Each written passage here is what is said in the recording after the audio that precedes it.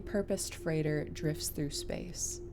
As you stare out at the star-flecked void, another ship comes in. Wait, is this sci-fi? I thought we agreed on a World War II campaign. Oh. Did we? That's cool. I can pivot. The smell of smoke curdles in your nostrils. Hold up, I thought we were prepping for a zombie apocalypse campaign.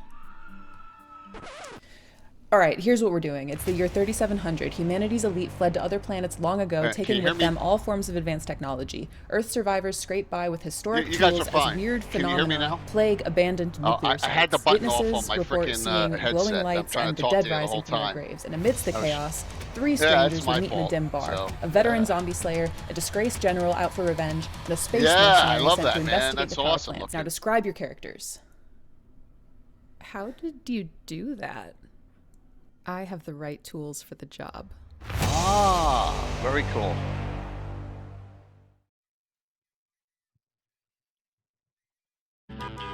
Oh, beautiful.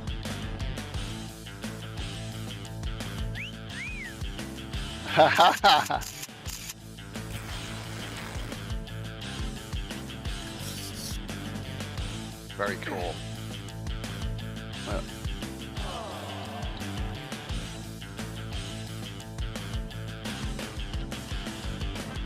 Yeah, exactly. We're gonna have some good discussions tonight.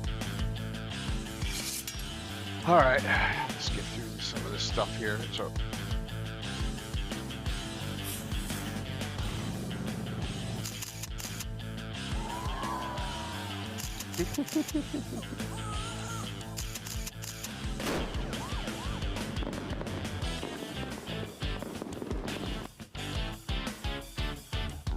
yeah, absolutely. I tried. Tiffany up here is tied up with family stuff, so we'll see if she gets on. She may. I'm not sure. But we got our Anna and I are regular. This is our Sunday night talk show. We Wednesday nights are really way off deep lore. Tonight's anything. Tonight's campaign stuff, special guests. Yeah, that's tonight. From countless voices, the castle takes shape. Zagig will test. Yeah, absolutely. So, okay. What's up, old? Phantom, Dale, Manny, good to see you all. Yeah, if you want to go into Twitch, get on Twitch. If you have a Twitch account, and then just open up the chat and then just box it out with the sprocket. Yeah, under chat settings. Yeah, Zoom videos live. The chat will be delayed a few seconds, like 4 to 6. It depends. Sometimes it's. Wait, you can't hear the guests? You weirdo.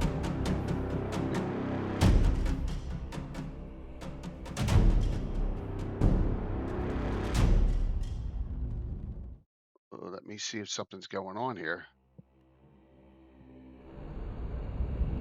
Not if they've been talking, no. Oh, great. Ugh, what the hell?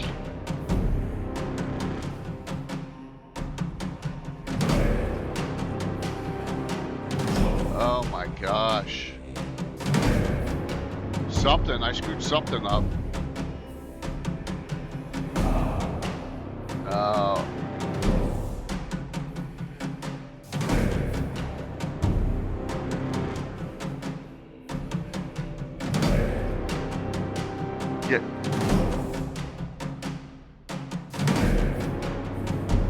Yeah.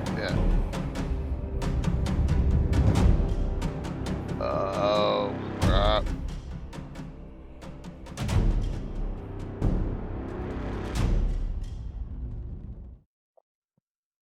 All right, give me a second here, everyone.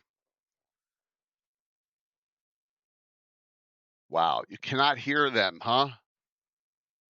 Oh, I'm looking here. All right, I think I know what it is. Oh, shoot. Oh, I know what it is. All right. Cause I went to, I know. Let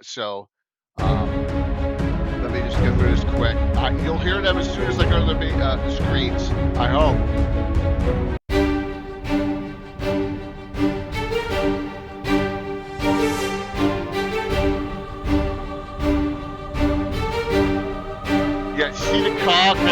chat. Yeah, right next to the chat button.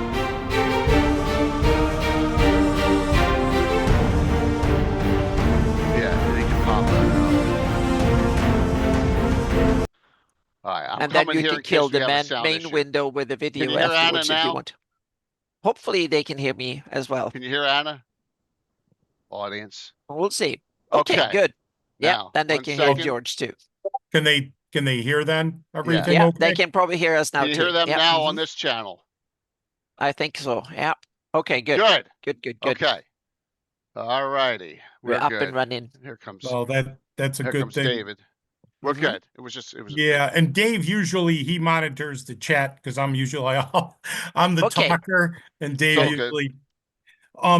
I'm looking. I see there's a collapse near the chat on videos. Yeah, in pop Twitch out that chat is what you want in chat settings. It's the last Okay. one before channel modes at the very after the first line. First set. My preference is all the way down, straight down, pause chat, chat highlights, appearance, and it's just pop out chat, and then there's be a button to the there'll be a little click to the right. That'll be with that cog in chat settings next to the chat purple chat button or whatever color you have it down there. So thanks, Old. Getting a little technical things going here, so give us a second. Hey, David, how are you? I'm good. How about you? I'm good, man. I'm good. We're just trying to make sure we get everything working here. Welcome. So I think that's me. I'm trying to figure out how to well, you're good as far as find this on Twitch. Yeah, so you're gonna go to my Twitch channel, right? It's on We every don't have link I to- did. We don't have to log into Twitch, right? No, you It don't have should- to. No, I'm logged in. What's the channel name? I don't. Lord Gazumba, all one word. Oh, that's. And then if you want, you don't have to if it doesn't take up.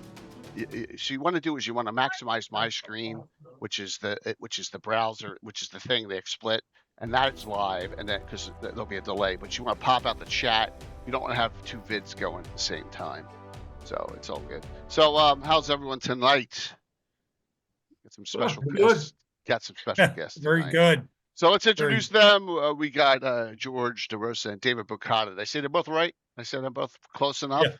Yep. Emperor's Choice with us, our latest sponsor. Why don't you two introduce yourself? Tell us a little bit about yourselves, and then I'll get into the difficult questions. Just kidding. So this would be a fun. You want to start it off, Dave? Sure. We're in our late 50s. We acquired the Arduin product line in the late 90s. Been role-playing games since early 80s. Discovered Arduin probably in 83, 84. Oh, is there something wrong with the audio? No, I think it works. Oh, it's good. That was Jay had some crash with it. That happens from time to time. Okay. Yep. There we go. There we go. It's back. Sorry. So we opened the company up in 1998 and started off doing miniatures. We bought the Archive miniature line, and eventually we acquired part of the Grenadier miniature lines, and eventually sold all of those lines off and just kind of stick to our own specific line for Arduin, which is completely, it's for any fantasy game, but it's specific to ours as well. And we had a couple versions of Arduin come out, and we're currently working on a new one, which George can probably elaborate a little bit on later. Absolutely. To kind of go off of what Dave said, we're going to be in business coming up in 2028. We'll have been in business for 30 years, which is amazing. Wow. Since 1998. Which is incredible for us when we look back at everything. So, and we played D&D, of course, back in the day. And Dave found one of the Arduin books. He found the Lost Grimoire, Arduin Grimoire 4, at a hobby shop here in Buffalo. And that's what introduced us to Arduin when we got to playing. And then many years later, when we started our own miniature company, we decided after a while, well, gee, wonder whatever we need a property or something to go along with the miniatures. And that's when we started on the search for Arduin, and Dave found Jim Mathis, who is the owner of Grimoire Games. who are the last intellectual property owners for Arduin. And we were able to make an arrangement and get a deal done and buy Arduin. So it's been quite a ride since then. A lot of up and downs in the industry, a lot of history there. And Mhm. Arduin harkens back to way at the primal beginning. Yeah, I of was the going to industry. say it's really old, like from the 1970s, like Yeah. old as D&D. Well, Yeah. here we go. I did some digging. Arduin Yeah. Grimoire Volume 1, February 77. Yep. Wow. That's before I was playing as a Yeah. kid. Yeah. I started in Art, 78. Yeah. yeah. Arduin was, when you look at the timeline, when you go back to quote unquote, the start of the industry, what people feel, you know, with TSR. Mhm. TSR was the first that came out in 74. And then you had Tunnels and Trolls, Yeah. came Ken St. Andre, and then you had Arduin. So Arduin, I know TSR had a lot of products with Gamma World, Boot Hill, Metamorphosis Alpha. You know, they had numerous different products. Arduin, to the best of our knowledge, was the third major publisher to Yeah. come out with somebody, to come out with a game. And Yeah. that was February of 77 that Dave Hargrave did. And a Yeah. lot of those people, to give, I hope you guys don't mind a little bit of the No, history. that's what Oh, we we want. love No, it. no, no, This no. is, I'm That's going to ask exactly what we I want. have a follow-up Yeah. question, so please. Yeah, no, I'll give a Uh-oh. little bit of the history from, we've been in contact with Dave Hargrave's family and his descendants and so forth, and former players. So we've done a lot with the history, looking into what Mhm. happened, because Yeah. unfortunately we didn't know Dave Hargrave at all. But we learned from his former players and families some of the history. And to the best of our knowledge, Dave's experience in role play started when he was in Vietnam. And he was a combat photographer, but he was also part of the Department of Intelligence at the Mhm. same time. And even though he was a combat photographer, he did a lot with the intelligence community in Vietnam. So he was in Germany in the mid 60s before he went to Vietnam a couple years later. And a lot of his experience for Arduin and getting into gaming started obviously where a lot of Gary Gygax and Dave Arneson and a lot of those Mhm. beginning foundational leaders of the industry in wargaming. And he started there. And from what we can best piece together, he started putting together Arduin in the late 60s. We believe like 68, 69. So he's in that Wargaming. same time frame as Gygax and the others, so to Correct. speak. Yeah. Mhm. And from our understanding, he was involved with the Mensa group in California, which was Okay. a high IQ Yeah. group that they And had they were back also then. early adopters from Yeah. read the story of D&D and TSR and tabletop Correct, role-playing correct. games. They were one of the early offshoots, so to speak. Yeah. Exactly. And Yeah. because Dave, he came up with Arduin in the role play, it intrigued this group of people. So that's where Yeah. he kind of got It- a lot of feedback. So yeah. our understanding is Arduin was in existence many years before 1977. Mhm. Because when you look at the books, the Arduin Grimoire 1, 2, and 3, you're talking One about up. 300 pages. That book right there. Yeah. Yeah. There's an immense amount of material in there and concepts and ideas. And there's no way that that was just developed right before it was No, printed. they He was gaming and had Arduin in Mhm. existence for years and years Yeah. before he went to publish. Is So this a fantasy game, strict fantasy, or is it what genre would you put it in? It's So to speak? mostly fantasy, but it has Uh-huh. streaks of science fiction, streaks of Okay. historical. yeah, Mhm. Yeah. Dave Hargrave, when you look at the Arduin Grimoire, he was one of the first adopters of a multiverse. Uh-huh. He, in his game, was a multiverse. He mixed sci-fi, fantasy, historical, horror. Mhm. He Yeah. mixed all types of things in his game. We believe he was one of the well springs where a lot of things, even in modern gaming, took from. A lot of Yeah. designers looked back at the early days. He was the first with the infamous critical and fumble charts. Mhm. Came There from you Dave go. Hargrave. Yeah. Yeah, they're my favorite. Nana system came Yeah. from Dave Hargrave. Mhm. Item And monster cards. Dave was one of the very first to publish monster and item cards back in the day. Yeah. There was a lot that came from Dave's world. He was the first. One of his sayings was, take a troll to lunch. And what he meant was, go beyond your normal fantasy, your Lord of the Rings, expand your mind and know that you can put anything into the game and you can go from there. I think he had a lot of influences from comic books, from Marvel, just from movies. He would take from different things and then change them. Space 1999, Novels. Yeah. you see Star Trek. He'd have favors. Star Wars, obviously, when that came out, was a big influence. So he was a melting pot of ideas and a lot of concepts. And we're proud to say we believe came from there. We believe a lot of game designers took from him. A lot Oh, of people yeah. don't know this. Uh, Greg Stafford, who created Chaosium and RuneQuest, he came from Dave Hargrave's table, and Arduin was supposed to be the main piece for RuneQuest, but Yeah. unfortunately, there was some things that happened there. And Yeah. I'm sure, as you know, Gary and Dave had sued each other, and there was legal action Yeah. of all Ugly. things over prismatic walls Yeah. and that. Yeah. And we've looked back at those legal documents. It's amazing the I history think they that's boiled there. it down to that is what they decided Yeah, on. Yeah. correct. Gianna. Yeah, But Arduin was one of the games that were Yes, he did played in the all. convention scenes and stuff around the country back then as well. Yeah. yes. From our understanding, and we've been doing interviews with former players, they'd have GrimCon and there's some other cons that were in the Bay Area, Yeah. California area. And he started to become a well-known game master. People would line up and want to get into his game. People would want to game with him because he was Awesome. just an amazing GM with such an imagination. He was one of those evocative Yeah. GMs that would bring you into the game with his style of play. And there's a lot, just so you know, Jay and Anna, where Dave Hargrave, we feel, was one of the pinnacles of West Coast gaming compared to the East Coast style.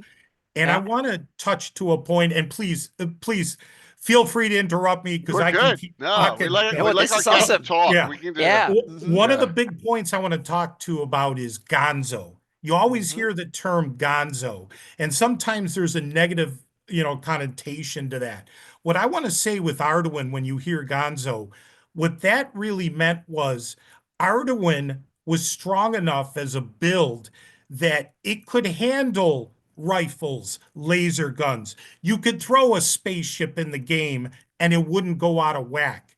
Dave was um diverse enough and was malleable enough that he could adjust to situations and said, instead of saying, no, not, why don't you say, why not? Why not can't we have that in the game? Why can't I play a monster?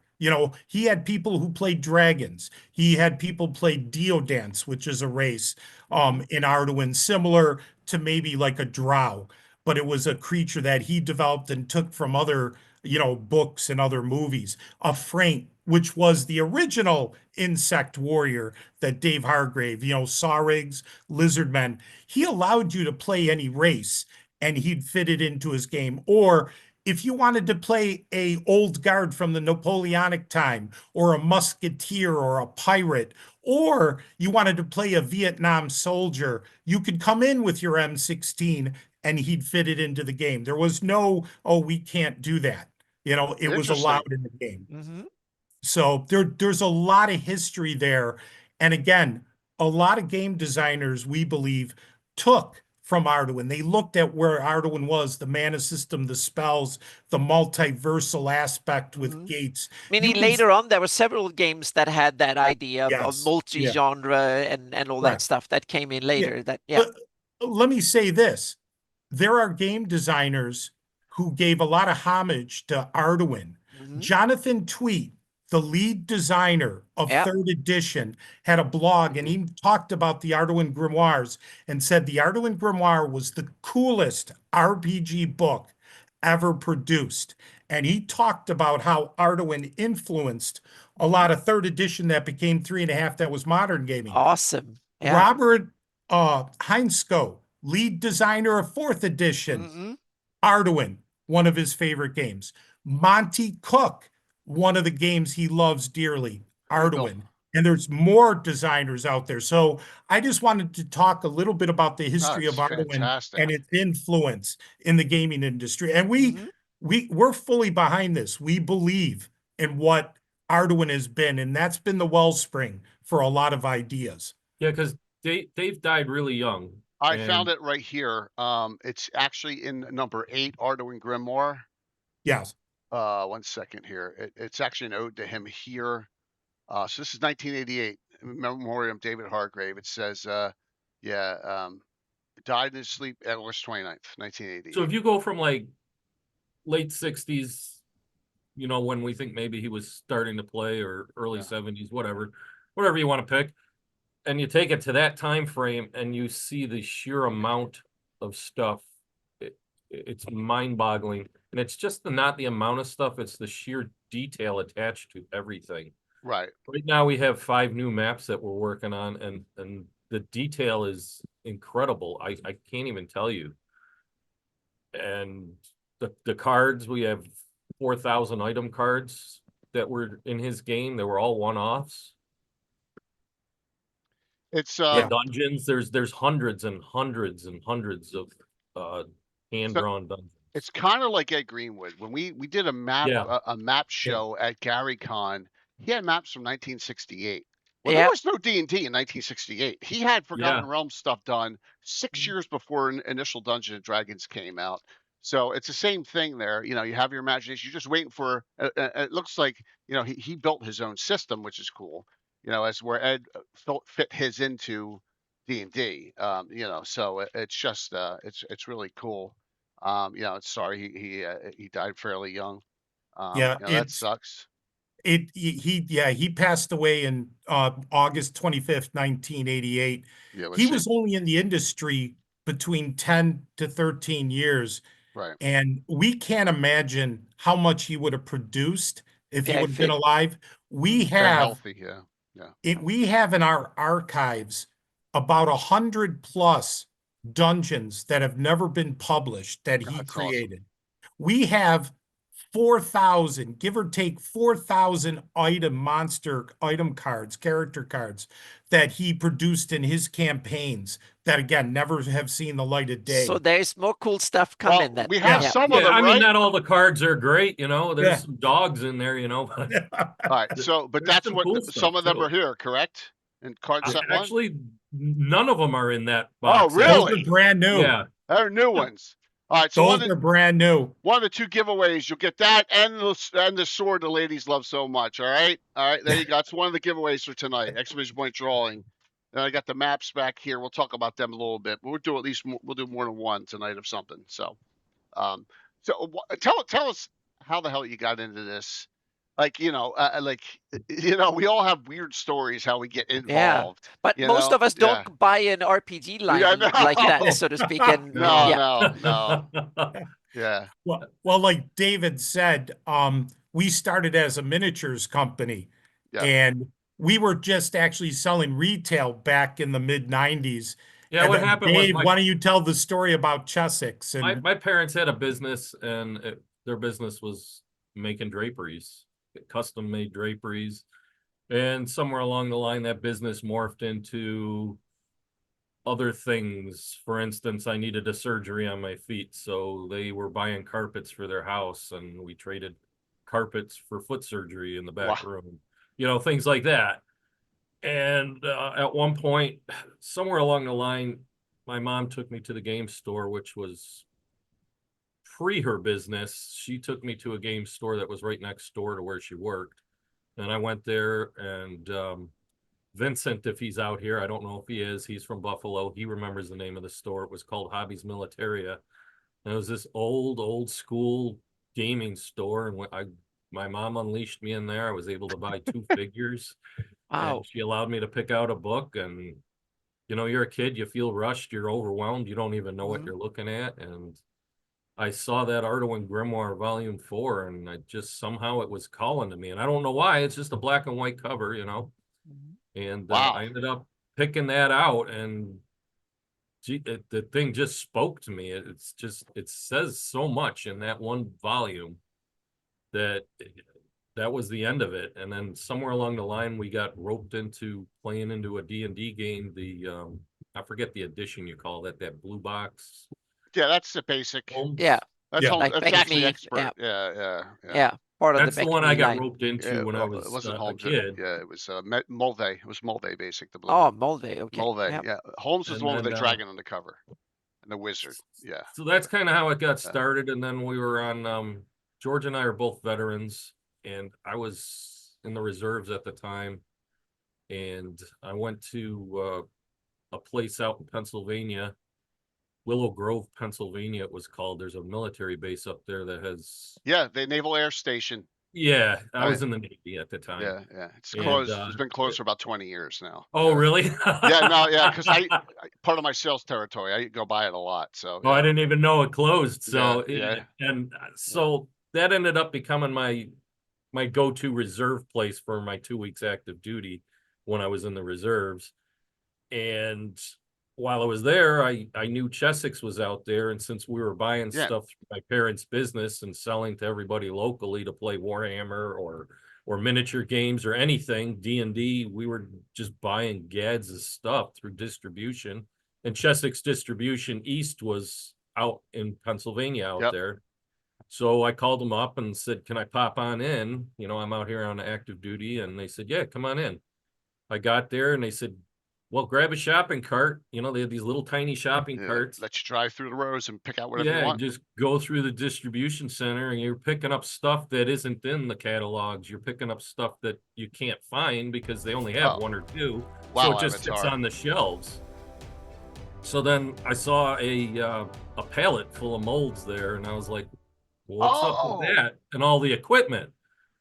And they said, well, that's the old Archive miniature lines. And of course, at that time, I don't think I had heard of Archive miniatures. They were from the mid 70s, and they were nailed for doing the Star Wars figures from 1977. And they went into litigation. I think that was maybe one of the reasons they closed. I can't say for sure. So I ended up talking to the owner of Chessex for a little bit there and walked out owner of Archive Miniatures. And that was our start. We ended up buying that company. Thanks, Wow. man. So it's funny, a couple things. I used to love the Naval Air Station. They'd fly A-10s out of there on patrol. That was awesome because I go up there Yeah. at lunch break. I'd watch them. Yeah, because they wouldn't go that far out on patrol, but they're the A-10s. Secondly, they did that in the Armory too in Baltimore. You could go in and just go into the old racks and Oh, find yeah. stuff. So I never did it at Chessex, but we did it at the Armory like 3 times. That was fun. If we find I bet stuff, you the Armory was even bigger than oh Chessex man, was. there was such stuff that you just were like some of the things I've got and I talked about on stream. Like I got every battle technology magazine. They were just sitting there in a pile. I was like, oh, Yeah. I'll take one of each of all these, you know, thanks, Moose, at cost, you know, so or whatever at retail. But yeah, no, those are great stories because that's like the 80s. That's like Yeah. when everything's going on, you know. Yeah, really cool.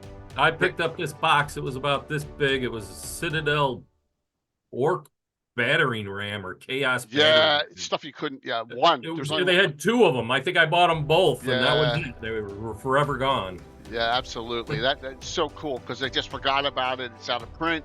I mean, there was some stuff now. You don't do that now with the internet. They'll put it, you know, Noble Knight will Yeah. buy it and they'll go on the internet, you know, for Yeah, it had expensive. an inch of dust on it. Yeah, you don't get cheap stuff anymore like that. But yeah, those were. By the way, someone just gifted 20 subs, so that's why it's going on and on and on below me. So thank you very much, Avatar, Raph. Really appreciate it. So yeah, it was a big one there. That Yeah. kind of gave us the start to start going more towards Arduin because of the Archive miniatures. Right. And that got us thinking, well, we're doing miniatures, but Yeah, we were taking ads out in the Dragon in those days. Yeah. I don't know how many, 1 or 2, maybe a half a dozen. I can't remember. That I didn't look for. I did It's find. hard to find. Yeah, but I found this. Uh-oh. Oh, it's all right. It'll continue on. It should have kept on going over there. There we go. All right. So if we go over here, no, Different Worlds 5. This is from 1979. We'll do this one first, real quick. Let's see here. Very first article. Arduin for the Masses, Mike Gunderloy. There you go. So this is I never even heard of this magazine. I was just doing searches. The Arduin I have Trilogy. heard of the magazine, but I've never seen this issue. Yeah, Yeah. yeah. So it talks about stuff. It also talks about Earl Otis got his start here. Yeah. Wow. Yes. One of the things for the history of this, Arduin Grimoire, the first volume, Earl Otis, I believe, and we've talked to Earl Otis, he said he was, I believe, 16 or 17. And his first venture into the gaming industry was with the Arduin Grimoire. And he did a ton of art for Dave Hargrave and Arduin. That was his first official professional artwork in the gaming industry. And I want to read you something Yeah, that Dave please. Hargrave wrote in AG1 at the bottom of his foreword, because this quote always catches us when we look back at it.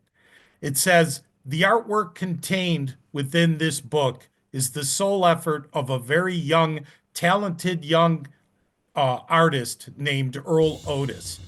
10 years hence, I'll be proud to say I knew him when, dot, dot, dot." Right, And that's right. the quote Dave Wow. Hargrave Yeah. put right, probably right in the booklet you have there, Arduin Grimoire 1 in the forward. So Earl Otis got his start there. And other artists there, Roland Brown was also an artist. Michio Okamura. Yeah, I saw a lot of his is in the early stuff. Yeah, Yes. yeah. And you know what he was?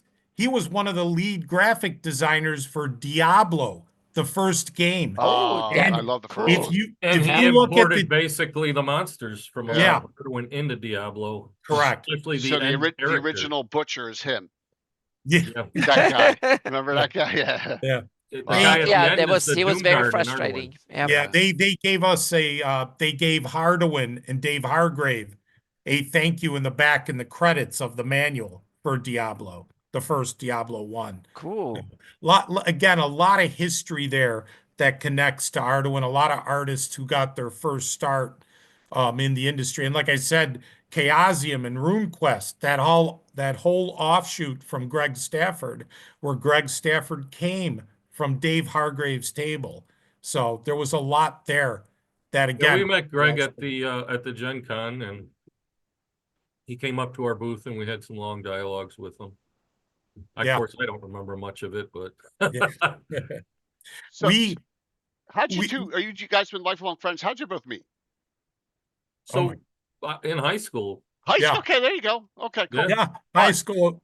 I believe Awesome. it was ninth grade in Amherst High School here in Buffalo. So Okay. playing I think Wizardry. yeah, Oh computer game. man. And you fall down the chute. You had to fall down the Yeah. chute on level 8 to get to the last level with Warden's level. Yeah. Yeah. That was proving grounds of the Mad Overlord. Yeah, I had the Lord's Green. cards. Yeah, oh man, that was Rare awesome. item. yeah. Dave and I have known each other. My Yep. God, it's been 40 years that we've known each other. So we're like brothers. And this business venture, like I said, it's been up and downs with things, but we've always kept a very good relationship, and we have a very simple philosophy that when we do things, we both have to agree. If one of us doesn't agree, then we don't do it. And it's kept us really stable with everything here. But we've adjusted to things, and like I said, there's a whole history with us with Arduin. I cannot say it more than up and down since that point in '98 when Dave found Jim Mathis and bought Arduin from him. And then we started consolidating Arduin, started formulating our ideas. There was no easy process, I can assure No, you it of took that. months and months of work. And Arduin was scattered. We had to go through a lawsuit with Dragon Tree Press because they had the rights to 4 through 9. So we had to win a lawsuit to bring that under the Arduin umbrella under Emperor's Choice. So we've gone through a lot of legal battles, just a lot of blood, sweat, tears to get Arduin consolidated because it was scattered and it was just dying on the vine, to be honest, when we got Arduin. So we had to revive it. But again, the history in 2000, after we had purchased Arduin, we went to Gen Con and then the Gamma trade show. And at Gen Con, we have pictures, and I wish I had them here, and I should have, but they're on X. If you look on our X and our Facebook, Gary Gygax came to the Arduin booth and he spoke with us for over an hour, and he took pictures holding up the Arduin map, and Dave took pictures with him where he took miniatures, Arduin miniatures, and put it on his shoulder and was holding. And Wow. he even sat there and signed our third edition player's handbooks for us. It was a That's cool. great experience. And he talked about Arduin, and you know what? There was no angst whatsoever. Now, None at that point, whatsoever. he was out, and so yeah, I understand. You 'Cause know, Steven Chenault, the same thing happened with Steven Chenault at Troll Lord too, right? You know, he's going to, which is great. So he was looking for this. He looked around, saw these great smaller companies doing things, and it's like, okay, maybe it's going to be safe still. You know what I'm saying? You know, that's good to hear. That's cool. That is I Yeah. sent you some of the pictures on Discord. Oh, you did? Okay, cool. yeah, So, you probably have some all of right, the. so I will get to them because I got to open it up on my main what we're streaming on. Save it all in one fell swoop without crashing everything here. But oh, there we go. I can get some. Oh my gosh, look at how young you look. Holy shit! I'm sorry. That's not nice. Oh my god! Yeah. Oh my gosh. That was Time. back in the day, Jay, Oh. when we had energy and we were like all full of swell, and we're like, yeah, look what we're Oh doing. my Yeah, it was one gosh. con after another then. Oh Yeah. man, I almost got them. Hold on one second here. Now it's a beatdown just to make one con. Oh yeah. Well, you guys had a rough. You guys were pretty busy too when we met you at CNY because you had just right. Yeah, you were at North Yeah. Texas the week before, right?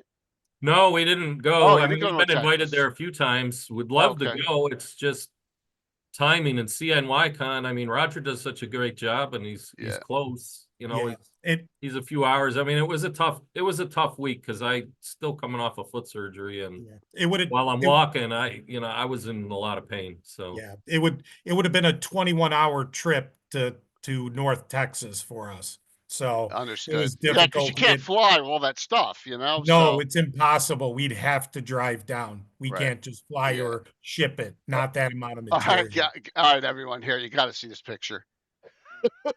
This is awesome. Yeah. weird. Woo! Look at that young fan. There you go. That is great. A lot thinner back then. Yeah. Yeah. Oh, that Oh is my so God. awesome. And you know what's amazing too? And Dave put another picture.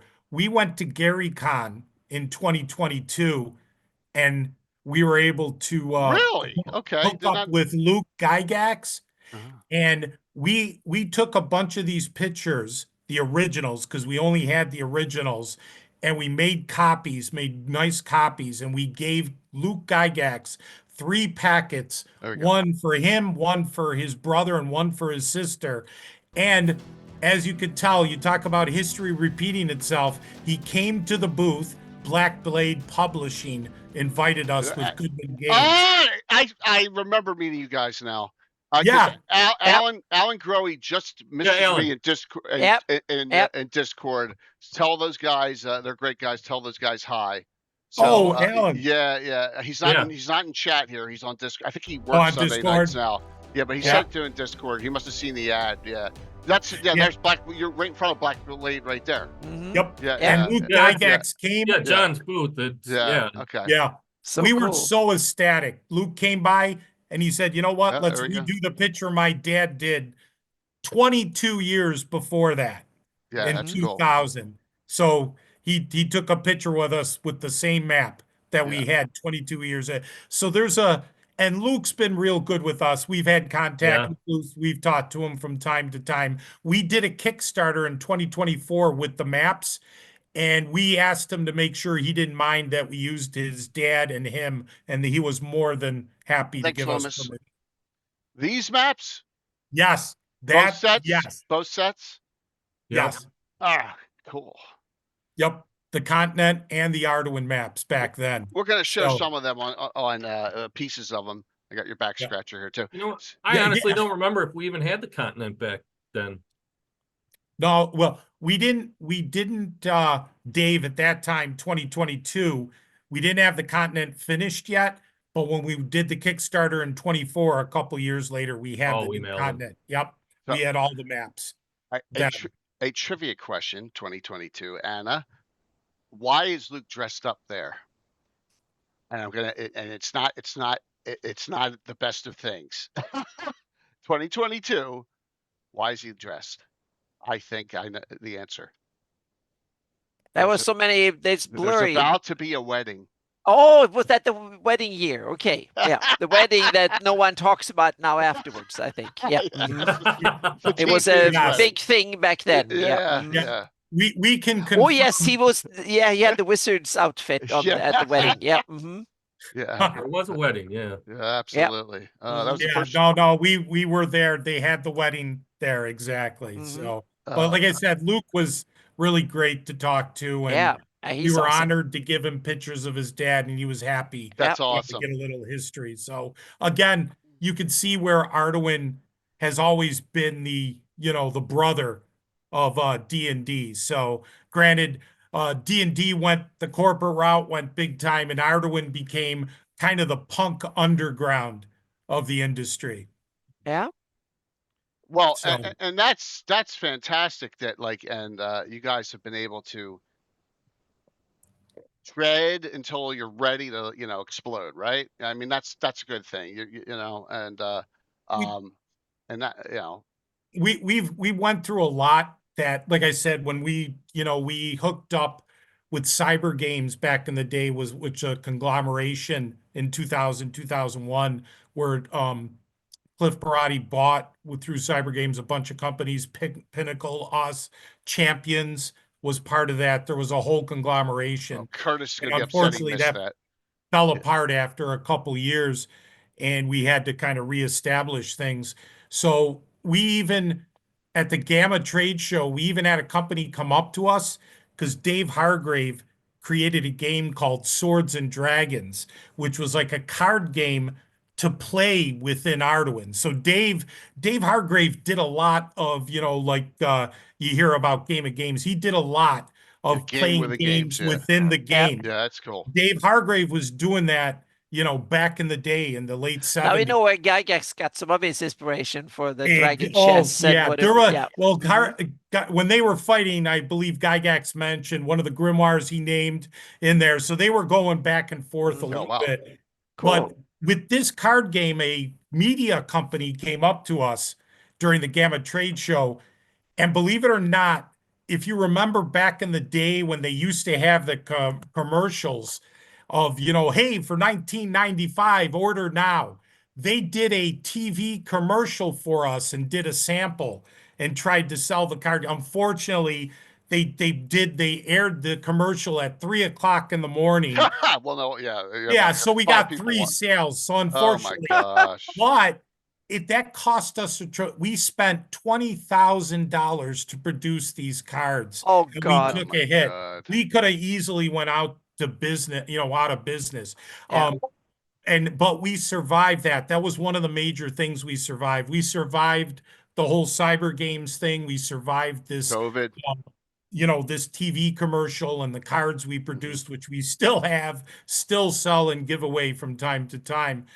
And we kept going with Arduin. You can find the TV commercial on YouTube. It's funny. I know Dave has a thing that he put up. It's a couple minute. I'd love to It's show on it. I YouTube. don't I know. sent you a link to David, the board I game. can't open it. I'll crash the stream, David. You Oh, put it in the Twitch chat. Put it right I in the did. Twitch chat. Yeah, Did you? put it in the chat, Dave. So Yeah, that in we Twitch, can in watch Twitch it. Yeah. itself, yeah, So- and then people can click on it. So we did a Yeah. lot of different Oh, I things got with you. miniatures, Yeah. and we started reproducing the books 1 through 9. We did the trilogy, the 4 through 9 Right. books, a bunch of the books that you have there, Jay. Yeah. This is the one I found that was from 2002, and then you say here this copy of the complete Arduin, also called Arduin 2, is offered by Emperor's Choice and miniature and free download. Yeah. This is book 1 and 2, a printed version of both books combined with different Yeah. covers available for sale called Arduin 2. To let you know, Grimoire Games actually produced that in 92, the early 90s. Okay. And we picked it up. We bought the rights to it when we bought everything in 98. And that was Arduin, Complete Arduin was Dave Hargrave's vision for another system. Unfortunately, he passed away in '88, Yeah. but Jim Mathis and Mark Scheinert completed his Thanks, work. David. Here's the problem. Arduin came out in the early 90s. Well, guess what also hit the gaming industry right about then? Magic the Gathering was Yeah. hitting the scene. So unfortunately, the Complete Arduin just took a bath Yeah. because It it got didn't help too that annihilated. they didn't do a great job on it either. So Yeah, Yeah. it was kind of, but it was one of the visions that Dave Hargrave had, and he had a lot of new concepts. And I want to mention something because we just recently realized this.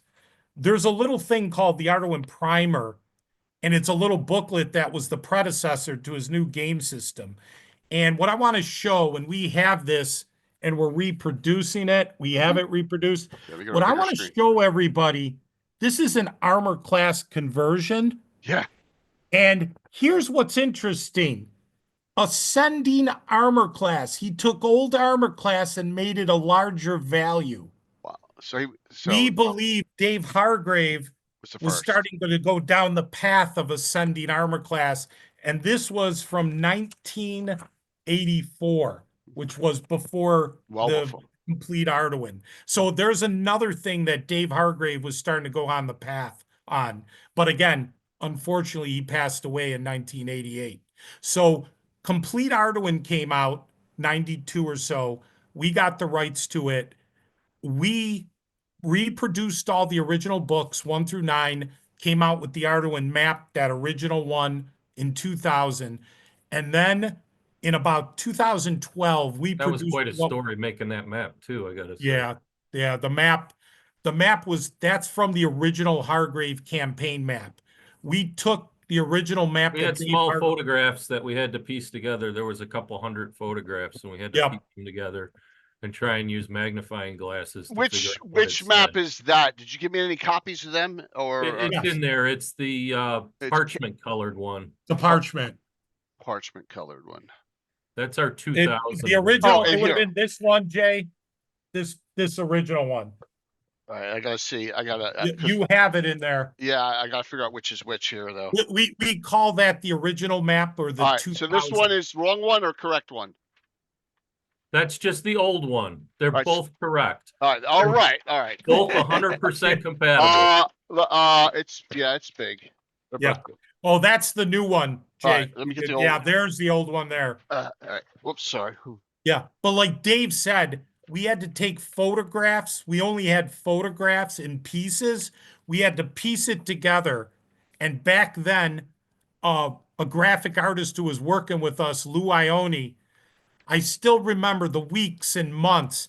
He had this gigundous magnifying glass because Hargrave had a tendency to use red pen and red ink, which is horrible Oh. because it fades. Right. So he would use magnifying glasses and everything he could to pick up names of things and to reproduce it on the map. So it was an immense amount of work. And then what you're looking at there, Jay, the new one from 2024, Mhm. that's probably how many years of work on that one, Dave, that you It was a spent? couple years. That one is the one that supersedes the other one. There's All a right. few changes on it, but 99% of it's all the same. Is this part of it? It's just this- more detail on This it added. is that part of it, or is that Yep. something else? Yeah, That's the new one, yeah. Okay, And we got it. added it's easily 100 dungeons to that map, and we added the borders to the other countries. Yeah. And Wow. yeah, that was quite the project. And we have the index books which cross references both maps, so you don't need the new map if you have the old map. Although I got to say the new map is really nice. Yeah, And I'll we say. packaged them together now, so you can have either one. We like the idea that you could play. But You know, they in come in the different same. They versions. come in the same tube, then, right? They come together. yes. Yep. Yep. You get both. So guess what, everyone? Someone's going to get these as a giveaway tonight. All right. Yep. There you go. And I was going to Incredible. say, Gonna the try to roll Arduin these up. map index that you can get for the maps, there's over 1,300 names on the new map. Every mountain, river, town, dungeon. we like to call it a discovery map, because when you look at the map and you go into it, there's just a ton of things in there. The way we did that index, the index book for the map there, Jay, the first half is by alpha. So you can look a name by there we its go. alphabetical. Inside this, right? Yep. Yeah. Yep. There you go. And the second half of the book, My we copy. did it by quadrant, because on the map there's like A14 or A7. Yeah, so if you happen to be in this town, what's around this town, I just go look up the quadrant. Yeah. It'll This tell is me. what frickin' Greyhawk needs, Anna. Did Yeah. you see it? It's Or exactly what Greyhawk needs. I was just going to say Oh my that's gosh. been Yeah. missing for Yeah. 50 years of Greyhawk stuff. Yeah. Yep. Because think about this, Anna and Jay. If you want to start a campaign, and let's say you have a village that's at J11, Yeah. the index book, you can go to the back half You go of to the book. J11. Yeah. J11, it Yeah. tells you everything in that Yeah, you see, quadrant. there you go. You There's that. know. Yeah. Yep, exactly. Yeah. So if you're playing by the seat of your pants, you can say, hey, this is right over here. Yeah, Yeah, absolutely. exactly. No. And that's a great book too, Jay and Anna. If you want to have a book that has names and ideas, just my God, just the imaginative. That was Yeah. amazing about Hargrave. If you look at those names, who can come up with 1,300 names? Every mountain, every river, every bridge. It's like, what? It's Yep. nuts. Completely George, nuts. you get to the point where, and Anna knows this, that you put some pretty stupid names in, Yeah. like Well, I've childish tried- things, like yeah. Poo Poo and Caca there. Yeah. My bugbear, Yeah. my bugbear yeah. and goblin. Yeah. Yeah, So for my Shield Lance campaign, I probably put up over 300 names Yeah, just for it's that tough. campaign. So I'm starting to, but Happy it's Sunday to you too. nowadays we have good tools to help us. So to Yeah, speak. So, nowadays, yeah. Yeah. Yeah, but back still, then there were none. Oh man, Yeah. it's Well, just not like many. And you You should know. see the continent map. The original has like, I think it's either 2,000 or 3,000 names on it. We Yeah. couldn't even put them on the printed map. Here's the There were funny just thing: so many. the Greyhawk map from Darlene is empty, right? Not empty, but Yeah. it doesn't have much. Well, That's the thing. Yeah, but it's got it's to fill by you. This Mhm. is done for you already, right? I mean, like the Yeah. locations are there and stuff, Mhm. and there's probably room to add, of course, but it's a lot. It's got some detail to it, which is neat. It's awesome. So and like you said, they come in here, and here's a city I know nothing about. Kurha, I can't even say it. Kurhayan. Korhayan, that's how I say it. Korhayan, Yeah, yeah. there you go. And So and you just look at that and you look at the names and it's cool. The Four Brothers, the Misty Sea, yeah, the Little Lady Forest, yeah. Plum Wood. Yeah. Just really Cool. cool little places and different places to explore or wanting to know what's there. So, And there's easily 100 dungeons on there too. yeah. Because Arduin is like a Avatar nexus. of Wrath says his Grognard name was in the City of Coins. So I guess because it sounds like he was doing some playtesting for it back in the day. That's really cool, dude. Oh, Yeah, it's really neat. It's good to hear. Yeah. So let me see what else I got here. Wow, a lot to digest here. All right, so yeah, I'm sorry. No, I know No, this. this is awesome. No. Yeah, Find Don't some worry. stuff Good. in the northern swamp there or the western woods. Now I need to take a look at this map since I'm making maps for a living. So this is good. Yeah. Oh, are you? Oh yeah. Oh yeah, Anna does all the Anna is the great, like I'm gonna show you This is what I do for a living, stuff like this. Wow. So, yeah. Oh Mhm. yeah, Anna is the Greyhawk map. I'll show you. She customizes the Greyhawk map for my campaign. Oh, that's awesome. Yeah. All right. So this is a larger area of the top half. Yeah. So it's still zoomable in. So Desolation Cool. of Farazorix. That sounds like a Mhm. dragon. Yeah, there's There's Slayer. like I said, a lot of it is evocative. Like you look at all the mountains and everything there.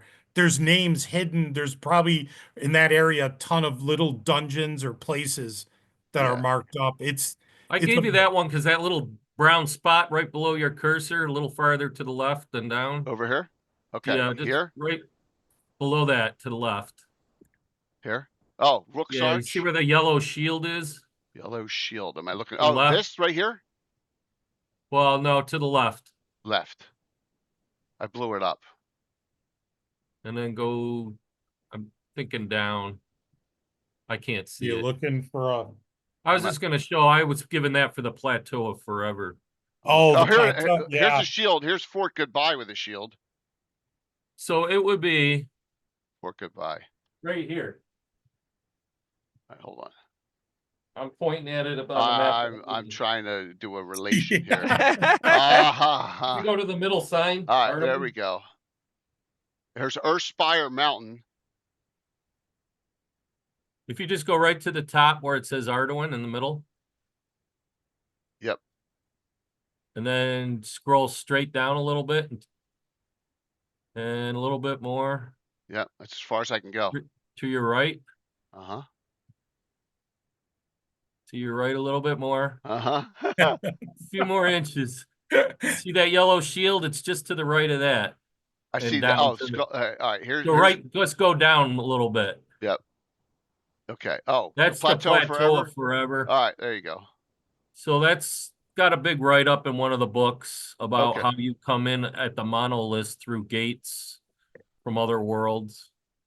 I mean, you could see that you can't even see the words from a distance. It's No, gotta you get in can't on there. this. You can't on this. Correct. That's so cool.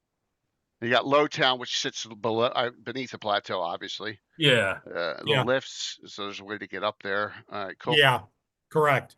That's where there's known large gates where the, And the stone quarry is a dungeon. correct. Cool. That's awesome. Yeah. Just, Very cool. no, very cool stuff. But the maps were a big thing. It's interesting because we led with the maps in 2024, for a Kickstarter, and they did really well. And again, it kind of set the seed for here's some of the history of Arduin, here's some of the lands, what it looks like, just to give a foundation. But like I said, but even before that, though, to go back to where we were 2012 or so, we came out with another version of Arduin, basically Arduin 3, which was, my God, Arduin Eternal, which was a very heavy system, very crunchy.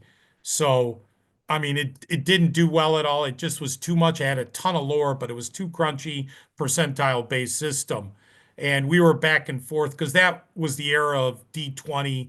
We contemplated a lot of stuff, but we didn't want to attach Arduin to D20 and all the license. Arduin needed to kind of be its separate entity. We didn't want to, especially after all the legal battles to consolidate Arduin, the last thing we wanted to do is now start attaching it to other entities and so forth.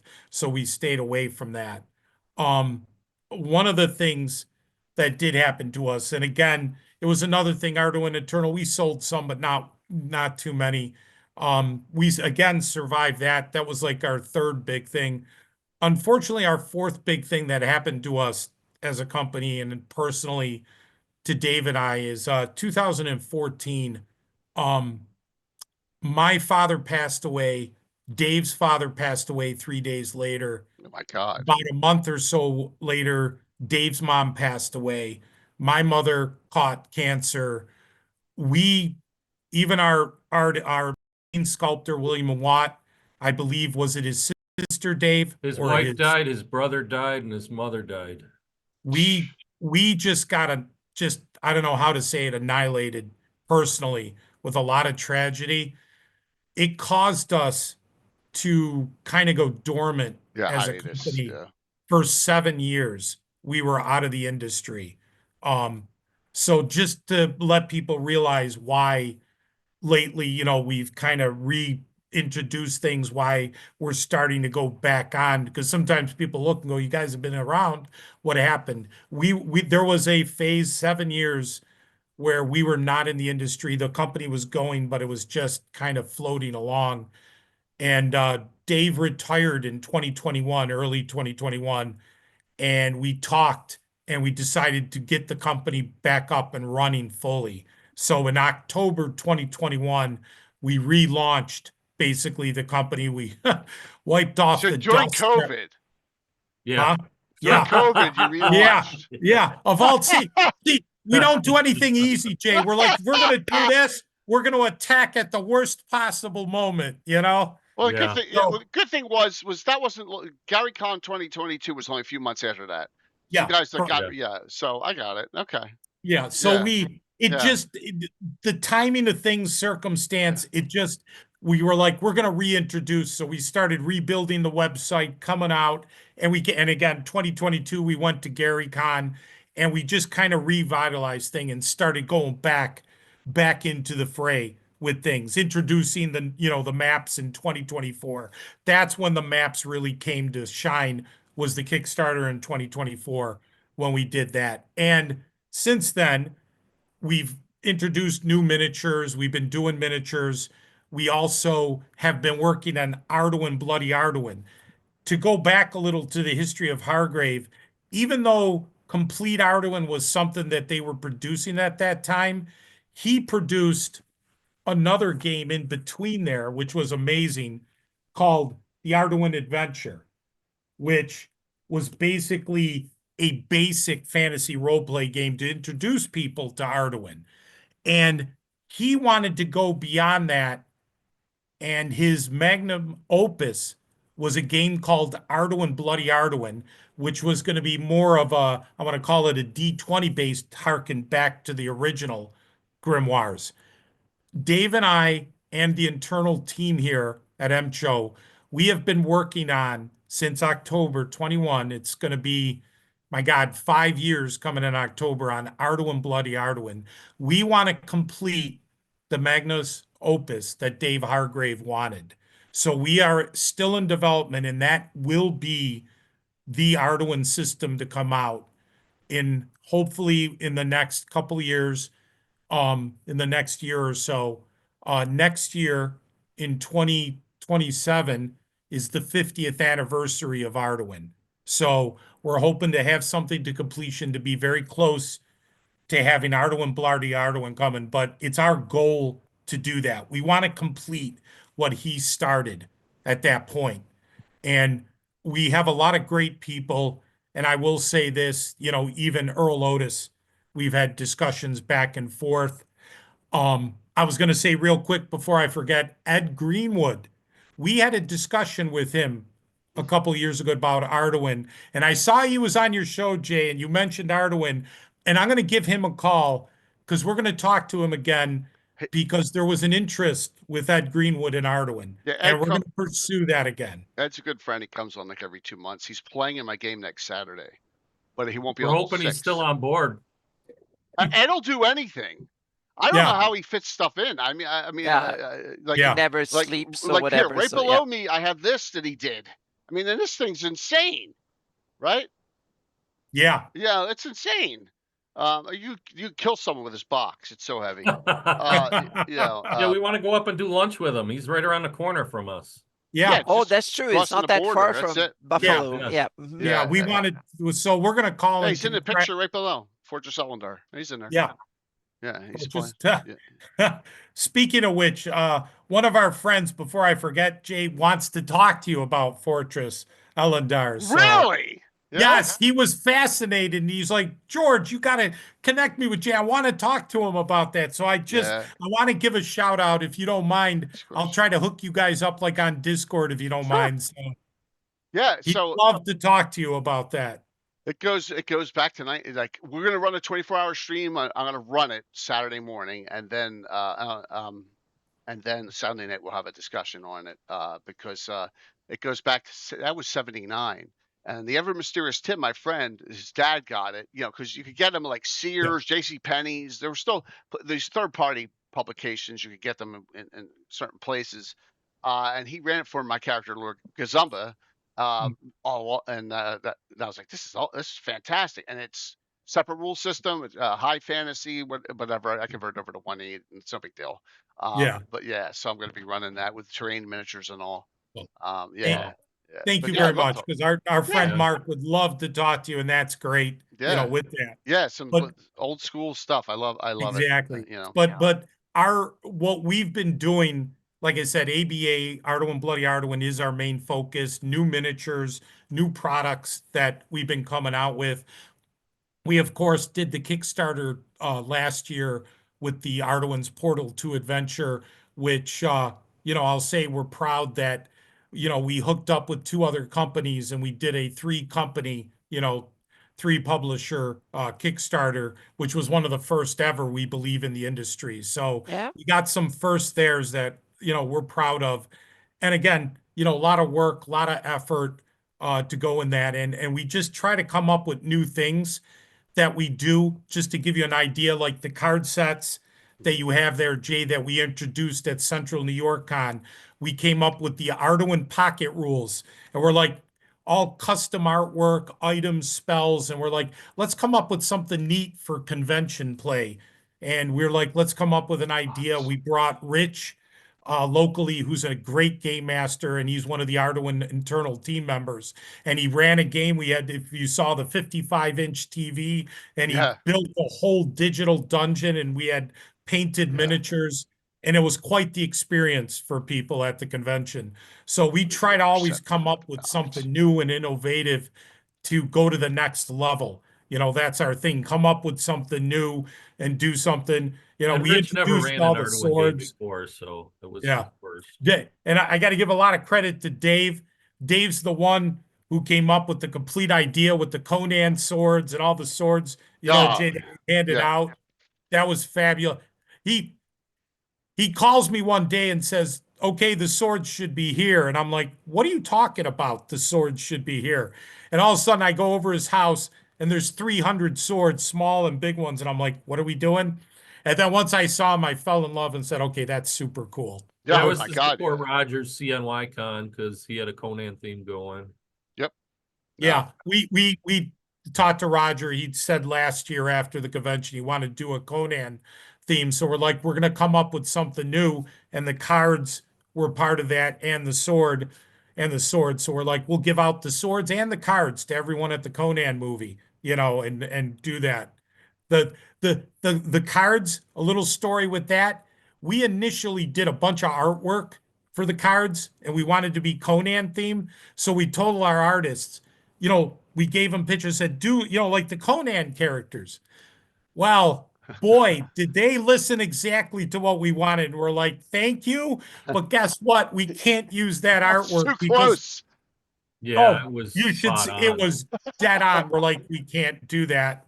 So we had to, in a 3-week period of time, redo all the artwork for the characters Oh my for God. those things and redo it from Yeah, they scratch. were too close. Yeah. Oh, it was so close, Jay. CNYCon was on a Thursday, June 11th. Yeah, June Yeah. 11th, we were going. We got the cards the Friday before. They just came in, Yeah. and God forbid a couple days delay, we wouldn't have had the cards for the convention. That's how tight it was Yeah. with that. Well, So, someone will get that set of cards and the sword tonight too, and then someone will get the maps. All right. So we'll do 2 giveaways tonight. Because absolutely. I'm glad since you both have to make the decision. I'm glad that you both decided it was okay to sponsor this channel and Tiffany's. I appreciate that. Thank you very much. Yes, It So was great yeah, meeting both of you and yes. we connected. We were more than happy. We feel it's great. We see what you and Tiffany do, and we think it's great. The games you run. I love the miniatures and all the terrain and everything you have, Jay. That's oh, fabulous. thank you. Hey, Yeah. just a little note, and maybe they're listening, but I know with the undead you have one more good piece. Make sure to throw that on the table. And Yeah. if you need some Well, stats, it's a Val Pier. Look it up in yeah, Arduin. That'll yeah. give them, yeah. So this group's only like 5th, 6th level, so I don't want Hey, to. So you only need see, in 6 of them. Arduin, it doesn't matter. Throw it at them. Give it to them. Oh my gosh, I can't. Yes, you'll see that one. You may see that one in Fortress Ellendar. Oh, okay. You may see that miniature in Fortress Ellendar. Let me just, yes, because Yeah, we got something. Yeah, we got something cool going on. yeah, So, no, it's yeah, I know which one you're talking about. That's an awesome miniature. I don't know if I have any pics of it here, but give me 1 second here. I'm trying to. I oh, can't. no problem. It's like I'm trying to find stuff hidden on my machine here. Let me go to this date. Where is it? And just so you know, Anna, because I know you do a lot with maps, the continent map that we had when we were producing that between 22 before the Kickstarter and 24, Yeah. One of our Bigger. great supporters, Shadow from Shadow and Son YouTube channel. We didn't know, we were talking to him going, we got to do all these flags for the country and we want to develop something. Come to find out his son does vexology, which is the study of flags. The flags around the continent map Yeah. that you have, all these flags, he investigated and created all the flags, all 72, Dave? Is it 72? 72. Yeah. That's He fantastic. created all of them. And we learned a lot more about flag creation because it's not heraldry. Flags are a different thing. Oh yeah, that different beast. And he talked like in a region, even real world, people have colors. Like if you look at France, Italy, Germany, the colors are similar, but the design is different. You have regional effects on, there you go, Jay, on That's the a flag. pennant. That's a Yeah. hybrid. That Anna's doing pennants now. That's my Free City of Altamira Oh, those are pennant. great. Wow. Yeah. Yeah. And It so just, it was, we knew nothing. the And then stitching and his son, my God, his son who Yeah, was that's fantastic. 15 is into flags and he's designing all this stuff from us. And we're like, wow. and that's the fabulous. thing. That's the kind of eye candy people love. Yeah. Yeah, they really love that. And so Anna's a genius on this. So Yeah. yeah. I'm not, as you can see, I'm big on heraldry too. So Yeah. you know, that's what I fell in love with Greyhawk from. Yeah. Also got some heraldry scrolling through right beneath our picture here on the screen too of key locations in my game. Oh, Sexy Sloth. Hey, thank you. A raid coming in from another stream. So thank you very much. Raid. Yes, another channel comes in and brings all their viewers in. Yeah. Oh, that's tremendous. That's kind of cool. Oh yeah, Twitch That's does some cool really- stuff. Yeah, yes.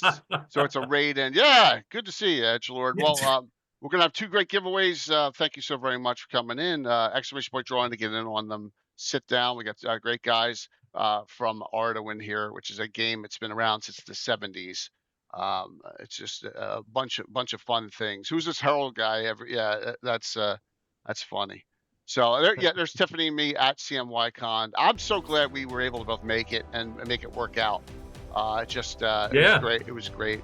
Oh, here's Anna's map just to show you. This is Anna's. Oh, nice. They all. It's the old one, but for me, it's got all my stuff on it. It's the current, the one that I started working on in the 90s and was done in 2012. So it took Greyhawk, and then my Free City of Altamira. 15 years to work on it. Yep. Yeah, that's fantastic. That's beautiful. And look, it is very zoomable. So yeah, that is dark.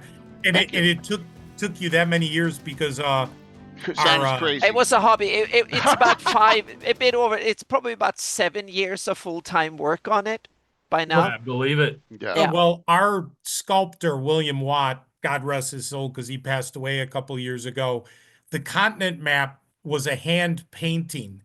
And all the other little things around the continent map, just so you know, Jay, those are all individually painted by him. And I made a joke once because it took him, I said, 12 years to finish the map. Yeah. But people don't realize cartography is so tedious. Yeah. It is, and especially a slog. When you want to make it so it's perfect and beautiful. I just started doing it since I finished that in 2012, and it took me 10 years to figure out how I want to do it again. So now I just started doing it all over again. That's funny because Bill, when he had a hiatus when he did it, and then I said, Bill, we really need to get this map going. Yep. He started getting back to finishing it, and he's like, I got to repaint the whole thing. Yep. And he started the whole thing all over from scratch, which started year one again. I think now I'm doing Greyhawk again at 5 feet per pixel. Oh wow. Yeah, Anna's got something. Yeah, Anna's that's more than scale. crazy. Yeah, I call it porta potty scale because each pixel is like a porta potty in size. So there it is. Oh in the my back. God. There it is. All right. So, quick story. I think I've told this. Tiffany's running a RuneQuest game. I'm playing in it. Savage Splendor John is playing in it. He's in chat, and it's running late. So we missed the auction. I get back out, and it's like you guys are going back and forth on it. And I went over to Roger, and I said, Roger, you got it for this amount. Here, I'll give you this much more. That way it goes to you. And he's like, oh, no problem. I know you'll use it. So I got this set. Okay. I can't believe Roger parted with that. That was really nice. Yeah. Well, he knew. Yeah. So, but yeah, that was the set I got. So you're not this thing you may see next Saturday. Everything else on here is already on my table. And this is week 2 of it. As you can see, things are going already. There's only one of those left. The flying bats. There's only one. We stopped right in the middle of combat. Is the death dealer still around? The main guy? Is he? Is it this guy wait, the guy with the long sword? The big guy with the sword? With the cape and the yeah, helmet. I made him the elite leader. Hold on 1 second here. Because I just took more pictures of it this morning, knowing. Perfect. Let me go here. Let me go to the Mitchell 1196. If you want to, Feel free, Jay, to make him a death knight. It's okay. I cannot for 6 level characters. Why not? Why not? Oh my God! Aren't we a bad influence? Jay, you can blame Dave and George. Sorry, guys. Dave and George were insistent that their miniatures represent. Oh my God! Oh, it's only one. Look, it's only one guy. Yeah, with a 20 hit die fireball. Oh my gosh! Yes, I know. Cherry Blossoms in chat, Gianna, and she has an Avenger Druid subclass. One of these 2 downed bowmen. Yeah. Put an arrow right in her left eye on the critical hit. Oh, wow. Yep. So she lost an eye. Yeah. So it's going. It's going a little bit here. But I figured I'd take them. They'll be for the ads for this week. Let me stick at a rear view. There you go. That's more of a rear view. What's left? There's almost everything's up. There's only a few things down. And here's the group coming. She's the one right here who got shot in the eye. There's Tiffany's character, Gemma Winchester, right there. So. I see you got the 2-handed Warhammer skeleton there. Okay. So I got a lot going on, man. I got a lot going on. Okay, you see, you still got some ones up. But yeah, the main antithesis is inside here. She is not the main antithesis, right? There's someone inside this sarcophagus that they're trying to find. They're trying to locate. Okay. So yeah. It's a perfect time to use this. I mean, really nice job on the miniatures. All right, so these skeleton miniatures, how much are they? They're metal. You only sell metal. $5, everyone. Pewter for pewter. $5. $5. Will not, I will just say this, Jay, and this is not us just talking it. You will not find better pewter miniatures for that cheap of a price. No. It's impossible. No, and I saw Troll Den put up some pictures of some what were they? Alligators? Yeah, they're called vroats. They're alligator. They're like kind of a mix between a frog and an alligator. Right. And the hellhoppers, which are really nasty frogs that fly. They have bat wings. That's cool. No, it's great. It's they're very reasonable on cost. So I'll take everything that someone does. I'll incorporate it. Bill Master Crafters on. It does a lot of the painting work. Does a lot of other things. We do get some stuff from other sponsors like Reaper and Gamescape 3D and oh my God, my brain just shut off. My Everon Games. They're 3D printers in Poland and just rock with it. So Mike Saxton did all the. Thunderstruck did all the 3D prints, and then I can't remember his actual name. Dan at Troll Den. Stan at Troll Den is the one who did all the painting. Yeah, tremendous. I think Mike painted the terrain too that he made, but I'm not. He painted it. Okay. I think so. I think Mike did. These are all the pieces of the terrain. It's nice. It's very nice. Yeah. No, it's not. And just so you know, funny thing with Reaper, because the whole ownership of Reaper changed, but we used to go at them when we'd go at conventions. Us and Reaper would just be going at each other when we could in fun spirit. But we used to have a lot of fun. Unfortunately, the owner, what was it, Ed Pug, I believe, passed away, and a lot of the people we knew are no longer at Reaper. But we used to have a lot of fun with them. Back and forth as competing miniature companies, but it was a friendly banter back and forth. Dude, Edgelord, I'm sorry, Mr. New Yorker. I should have known that. Oh, wait. Yeah, right? Oh, dude, I got a picture. I got the picture. Yes. You were all excited the next one. Say it now. It's coming together, man. It's good to see you on. Thank you. I wish Tiffany was on too. She was said hi because he was actually in the suite next to us, and we didn't even realize it the entire time. Yeah, hold on one second here. Yeah, 1 second, 1 second, 1 second. I got to pick. This is great reminiscing. There you go. Boom. Are you from Buffalo? Buffalo? Okay. Correct? Am I correct? Am Yeah. I correct? We're Edgelord. I want to make sure. Edgelord. Yeah, I want Yeah. to make sure. No, Vince, it's not yeah, me. from Buffalo, I believe so. Yeah, that's really cool. Maybe I'm wrong. Actually, I had the Sabres jersey. Oh, okay. Sabres Yeah. jersey. All right, got it. All right, cool, man. Nice meeting you again. Thank you for coming on. Really appreciate it. Really appreciate it. I don't think I have a picture, unless you took a picture with me and Vincent. Roger. Yeah, we had quite the contingent from Thank you, Buffalo though. Really appreciate that came to Central New York on, so there was a good group. That's of awesome. people. No, that's great. It sounds like it's a small, tight knit community up there, which is one of the reasons. Vince, got it. Vince, thank you, Vince. Thank you very much. Here comes another raid in. This is from one of our stream team, Aaron My Laundry. So yes. So yeah, Aaron, good to see you. Yeah, we got like 27 channels now that are involved in it. Oh, Got rated again. Yeah, wow. yeah, absolutely. Yeah, that is awesome. Yeah, Oh, very that's cool. great. And Aaron's awesome. Aaron's gonna be playing for her first time in my game, probably the end of probably sometime in July or August. So just the schedules haven't worked. Aaron, thank you very much. Really appreciate it. We got 2 giveaways. Get in on them. We're doing a map set from Arduin, and we're also doing the sword and the character pack from Arduin as well. Really some nice stuff. All right, yeah. Aaron's good friends with Myriad, Kirsten. So, all right. So let's see. What? You had that continent map. Yes, the continent map up. I'll bring that back up.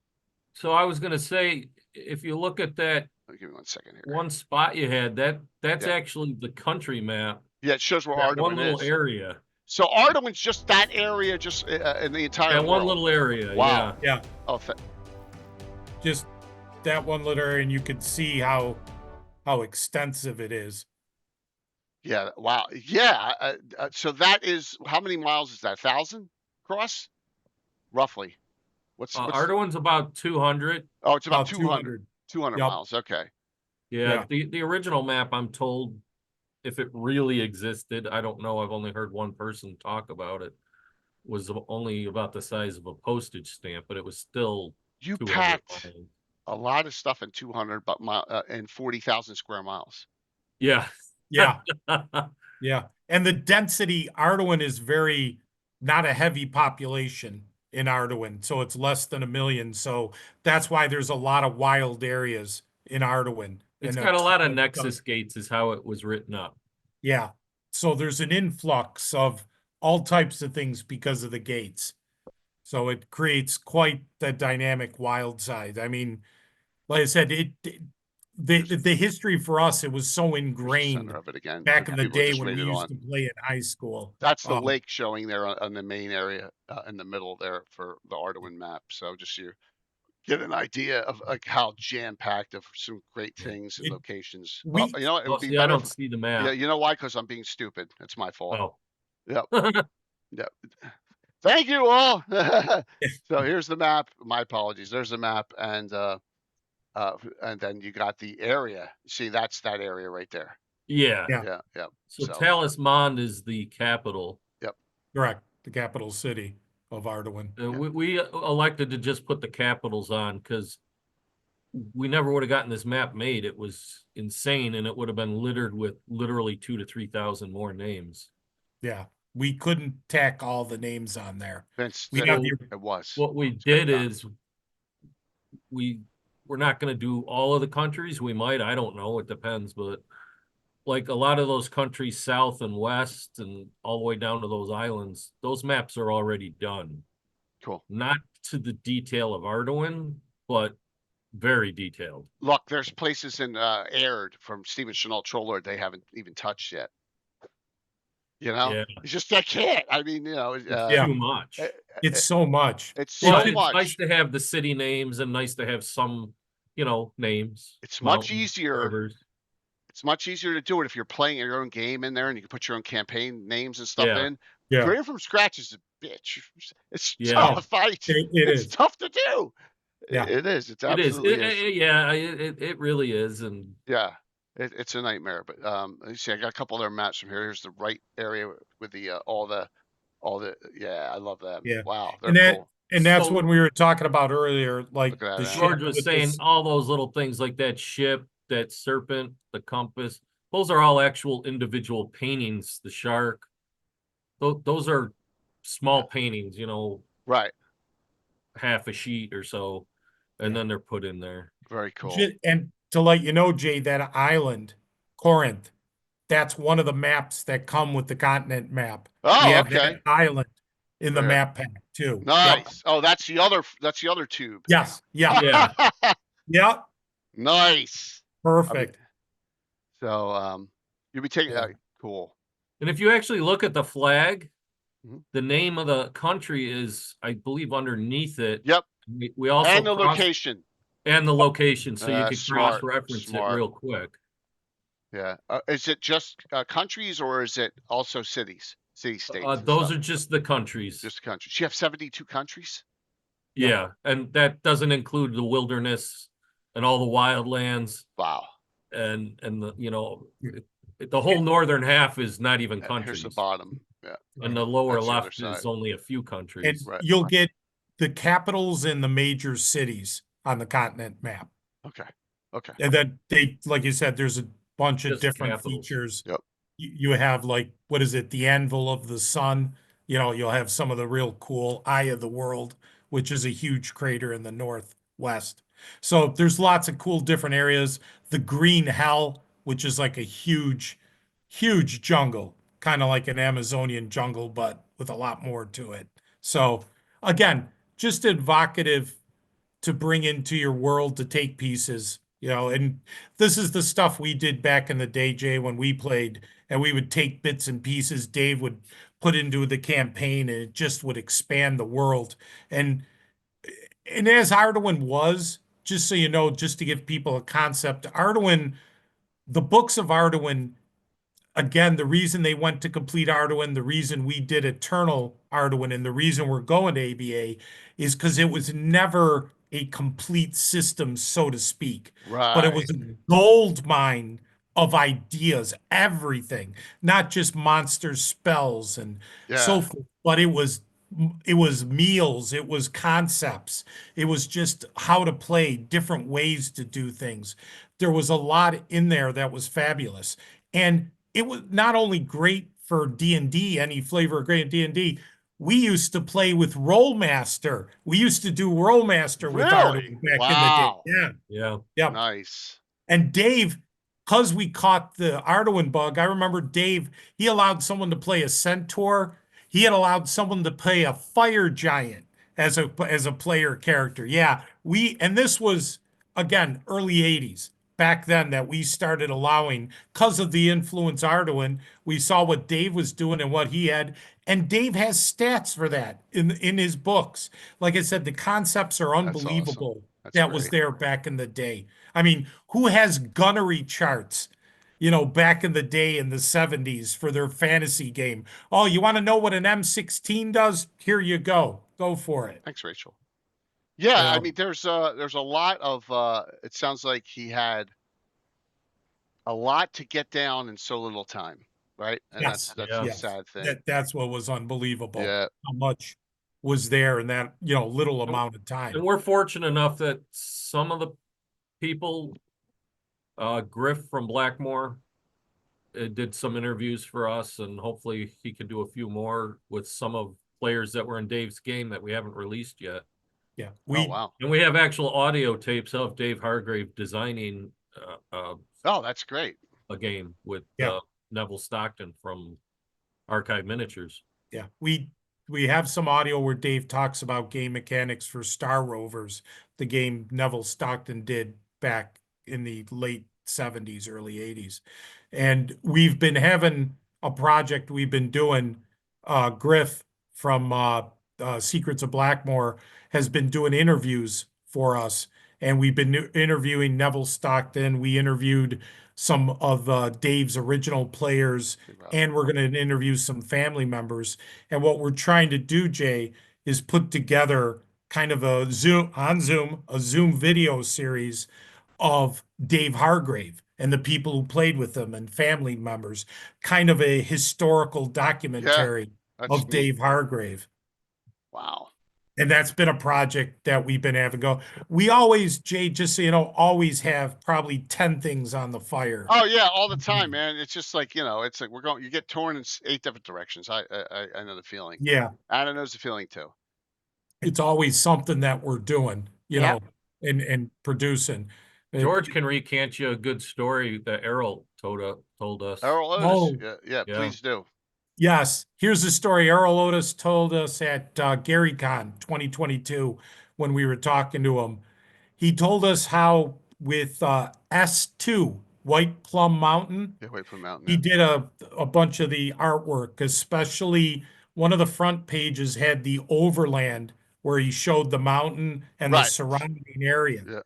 And he said when he did that, in the corner, he did up the undead dragon, Dragotha, I believe. Dragotha, yeah, which is an undead dragon. It wasn't a Dracolich yet. Yep. Yeah.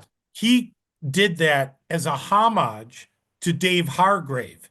Really? And yes. Yeah. That was for Dave Hargrave. That was Earl Otis. No one told him. He came up with that. Put that there. And they said, what the hell is that? And yeah. When he presented it to the TSR people. They were already playing with that stuff. Yeah. When he presented it to TSR, they were like, what's that? He says, it's an undead dragon. We've been doing that in Arduin for years. No clue. Right. And then Ed Greenwood created the Dracolich, which is what they classified it as. Yes. It's a Dracolich. And it's actually made Dragotha female. Yeah. Yeah. So it was interesting how Earl said when he was doing stuff for TSR back in the day that the concepts Hargrave, because he played in Hargrave's game too. Yeah, wow. Concepts, Dave Hargrave was already beyond the things that they were doing. Yeah. It was interesting story. We were flabbergasted, like, wow, and had no idea. That's fantastic. No clue about an undead dragon at that point. Well, yeah. I mean, they had no name for it. No, it's early. Yeah, absolutely. And now it's taking on a life of its own. That Correct. character. Kind of like Vecna and all the others. They've gone beyond that Dragotha has. Exactly. Like I said, there's so many concepts. I know we've touched on a bunch of things. No, it's awesome. I mean, some of the stuff that, like I said, when you look at these books and what's in there, you'll find bits and pieces that kind of connect even the most modern gaming, Jay and Anna. Like, it's unbelievable some of the things that the concepts and the ideas that were there that you could see, again, like I said, there's just so much, his base racial hit points, that he did, which was a concept again that he did way at the beginning, that were just fabulous, and it made gameplay different. I'm trying to think, my God, again, some of the other concepts that he came up with, but it was really neat with the things that Dave did. And it's unfortunate because I can't imagine what would have been out there had he survived and still been around, and the things he would have done, because he's really way ahead of his time on things. Even one of the players told us when he started looking at computers and kind of the concepts in the 80s, he's like, my God, the things I could do with this, unfortunately, it was near the end of his life. He's like, I want to do things, Wow. Well, at least you guys are continuing on with it. Anna, this should be easy to do for Greyhawk. I mean, I'm working on all. I'm working on putting all the names that on my map is over 4,000, and I'm working at putting them in a database. And the problem, the names are easy, but once you start to find all the links and the references to it, that can take like an hour or two per name. Yeah, if you want to do hyperlinks and all, but there aren't any in here. No hyperlinks. Just find out where the fuck the name come from. That's difficult enough. Yeah, at considering we have times. Applebee's on there, we don't want that one to Oh, get well, in you know there. what that comes from, but Yeah, it's yeah. LG. We Oh can my blame that. But you God. know No, to Yeah. know which LG module, Yeah. blah blah, and so on and so Oh my forth. That can be. Oh gosh. God. It's we could, easier now. I started a few years ago. Now I put all the data in so I can sift through it using an AI, so you can or search properly through it, so to you speak. That and Oh, it you're using, oh, wow. Yeah. yeah, yeah, and it'll I'm I'm still sure you Well, trying know to okay, that do Jeff. the names on the continent map just yeah. by hand without Yeah, any it's assistance. collecting all the information digitally, so you can search through it, and he can give you hints if you give a name, and he can kind of say, "Oh, it's mentioned in all these Yeah, things," because we and go. then you Yeah. get 200 hits, and then you can ask him more specific, like it's mentioned together with this or whatever, and then you can start nailing it down, and you get 10 things to read, and then you can read them We through in an still come hour or up Wow, with two. that's stuff, but then just we're a like, "What the hell is fantastic. this?" We can't find Yeah. it. There's Yeah, still stuff on there. it's really Yeah. it's a lot easier harder than most people think when it comes to the obvious things, but when it comes to obscure little things like that village name somewhere or what name of a river or something, and you don't find the name right away, and some of them is also inferred. It's like you have a name of a person. And I realized that that person lives at a castle, so I yeah. named his castle and put it somewhere that is appropriate. And then 20 years later, I have to remember what the heck I did because I Yeah. didn't in the Yeah. beginning. I just did it for myself. I never thought it would be. When I Yeah. started in the 90s, the internet was so young that I set up a website a few years afterwards and people started finding it. And then it took off, and now thousands of people are using it. So, okay, so the standards have to go up, so to speak. So, yeah. Yeah. No, Yeah. it It's was what Dave incredible did amount of work. with the index book was a tremendous amount of work. And Yeah. Dave Hargrave had a tendency also to have multiple names. You know, he would Yeah. have multiple, like just in the index book, if you look at it, like the Raven's Nest, parentheses, the Corsair Fortress. So you'd have multiple names for the same location. Yeah. There were like I see. nicknames to things, Hmm. different, names to all types of things. Yeah. Even his medals had numerous names to it. Like Sorrow the great, Slate Mountain King's Rest in parentheses. yeah, I have here Graybeard Circle, parentheses, the circle of death, you know, just different That's again, cool. and again, very cool. They're really cool, evocative. So you can have a place that has an actual real name, but maybe the rumors for it are a pseudo name, like a kind of a mythological name that is associated with it. So Anna, you haven't asked any questions. You got a question? I'm sorry. No, I've you're asked good. one question and then I Uh, listened to all the no, awesome I'm stuff curious here. if you, So, if you yeah. want to ask something else. No, Yeah, I was more thinking the rules and stuff have many.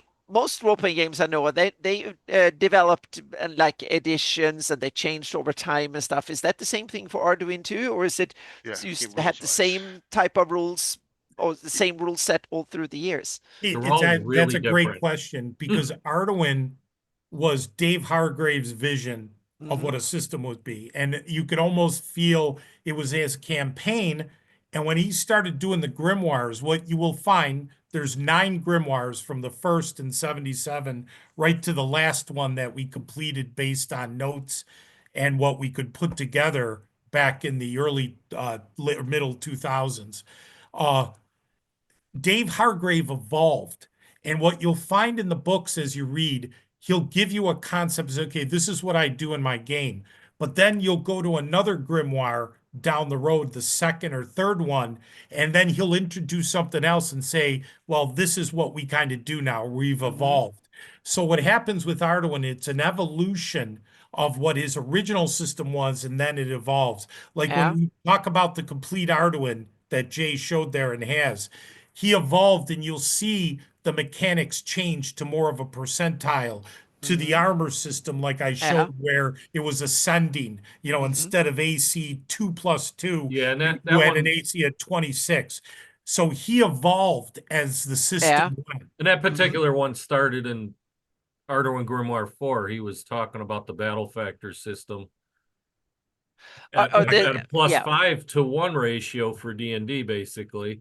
Hmm. And it evolved from Arduin Grimoire 4 all the way to Arduin Grimoire 8. It became plus 3. And I don't remember what complete Arduin kind of did. just don't. They did a mix, Dave, of the Yeah. +5 and the So +3. it was adjusted and tweaked throughout all those times. Correct. So it evolved Yeah. continuously. The problem that happened was he evolved his game, the original Grimoires. So the Grimoires were used as a bolt-on, as an addition, and as an Yeah. enhancement to any edition of D&D. Obviously, first Mhm. edition was the Yeah. primal one that Arduin attached to, but it could be used with anything else, even with the BX series, the BECMI, and all that. Every other flavor, you could still bolt it on to any Yeah. version of I get the D&D. sense, yeah, I get the sense from discussion that Arduin is a rule set that is much more tied into the setting and the game, and the rules and the setting becomes more one, so to speak. Correct, Yeah. correct. He built it based on the setting, based on the Mm-hmm. world that he had. Yep. And Or again, it you could call evolved. house rules almost. Mm-hmm. Yeah. We know from all our historical knowledge, talking to family and to players, he had three major campaigns that he ran in Arduin. And one was like a high fantasy, one was kind of a low fantasy world, and then another one was a kind of an in-between. So he had kind of a spread of a high, medium, and a low Yeah. fantasy setting. So his rules would change to incorporate that flavor. So yes, the setting would impact a lot with Mm-hmm. what the rules. So the rules were Yeah. built for Mm-hmm. this type of setting, but it was very porous because he gave you all types of options where you want to have a Conan, a very low fantasy, you can do it. That goes back to what I was talking earlier with the Gonzo. You Mm-hmm. don't have to have machine guns all over the place and lasers and people get this vision. No, you can do a Conan-esque world where it's very low. Yeah. Or you could do a standard fantasy, or if you want to ratchet up and have a sci-fi Thundar the Barbarian, go for it, where you can have a Mm-hmm. mix of sci-fi and fantasy. Yeah. Or you know what? You want to go to a Star Wars level or a Battlestar Galactica with fantasy elements, you can do that too. And Arduin could handle that. So yes, to your question, it evolved and it became where a game master said, "Oh, I need a concept. I'm looking for something." You go into the Arduin books and you read it and you're like, "Wow, this is really cool. I love this. I love that. I want to add this element." My God, he had drinks and meals, the assassin's supper, the Mm-hmm. hell feast. He had all types of things, crumblies, which were like a halfling kind of dessert thing. Things that gave you the flavor Crumbly. in the game, gave that little nuances that gave life Yep. to the game. So, That sounds that's awesome. Arduin. But again, we're trying to get it to the point, and that's been a little of our frustration because there's so much there, so many, rules because Mm-hmm. it's the multiverse, the alternity, Yeah. which Dave used back 50 years ago. Yeah. We're trying to get it where we're the opposite of a lot of companies. A lot of companies have a Yeah. rule system, but then they got to build the world and the setting to go with it. Mm-hmm. We've got an immense amount of a world of flavor. Now we need the solid foundational rule system, a Yeah. streamlined, Mm-hmm. solid rule system. The amount of work, the reason ABA has taken us so long, and I apologize, I know I'm going No, down No, the no, rabbit this is hole awesome. here. Yeah. no, Mm-hmm. ABA, good. we need to take everything Dave was doing, everything over the last literal 45 years, and boil it down. Like, this will work, this won't work. But we got to do it in a way that we do not lose Arduin. We Mm-hmm. don't want to lose Arduin, but things have to work together. So there's Yeah. concepts, things we've dropped because he said it doesn't work. But the core tenets of Arduin are going to stay. How Mm-hmm. he does races, the way you roll up characters in Arduin, it's not a 3-die-6 down the road. But if you're doing on a high elf, the high elf for his coordination factor, which is dexterity, would be a D10 plus 8. So you roll a D10, a D8, and add 10. The races, how you roll up the races determine how a race is. A Yeah. wood elf is generally always going to be very quick. A Mm-hmm. high elf may have a D10 plus 8 for his reasoning factor or his intelligence. So Arduin, the racial roll-ups are specific to the races, which means how that race is generally going to be rolled up So correctly. not 5e. Yeah. Oh, No, yeah. no, Yeah. You know what? and we want to In get it on the Arduin, path where it's completely compatible with any OS Yeah, I mean, I run system. 1E2E, Yeah. so So yeah, I'm there. you could just plug it right in if you like mana. Yeah. correct. But we don't play that game. I'm going to say this. We will not sterilize Arduin. In No, Arduin, you should we, keep it, we yeah, yeah, within the No, we're community. do no it. apologies. A Yeah. race is a race. And Mhm. yes, a goblin is going to be different from an elf. And an elf is going to be No, I better agree. at certain things than a Yeah. goblin might be. But generally speaking, an elf is going to be better than a Mhm. goblin. So how big is the Arduin community? Meaning, how many people do you think play or follow the game and are Good question. interacting with the game, so to speak? Meaning, Okay. yeah, And I'm going to be very honest about this. The Arduin community, I'd say, your core people, yeah, right now, probably around somewhere between 500 to 1,000, let's hmm call it, that have okay, been there, yeah, that have stuck with Arduin. yeah, If you go beyond that, there's another layer that they're aware that Arduin exists. When you say exactly, but they Arduin, don't people go, wait interact a with minute. it. Yeah, Yeah. I remember that from yeah, back in the day. hmm Then you go to a third tier where Arduin, what's that? It's brand new. yeah, Yeah. Let me put it this way, it's a double-edged sword for us right now. We've got a core group of fanatics, which is great, a small core group of fanatics. but that is a manageable group of Yeah, fanatics. Start. yes, Yes.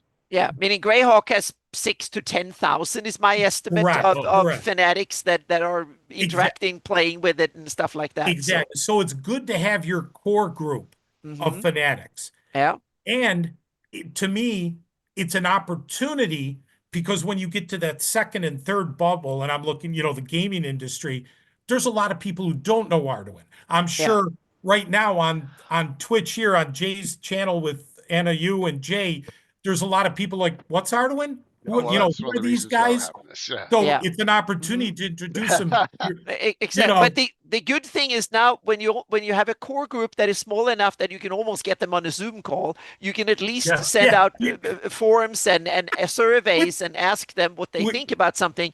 And if you can get a large majority on them on board, the rest will simply, oh, this is cool, so to speak. yeah, So yeah. And I was already asked about a combat thing, right there, Mhm. George. You asked me something about, yeah, Yeah. yeah. yeah. No, So no, it's exactly. I had no problem answering it. Yeah, Yeah. no, absolutely. Yeah. And it's true. You're right. It's funny because Zoom is big enough. We could probably get the whole community Yeah, of you more get people on at least there. a sizable part of the community, Exactly. at least for a So survey or something like that, get them exactly. on So and to me, yeah, it's an I advantage think that that we was are small because hmm we have a lot of potential Hmm.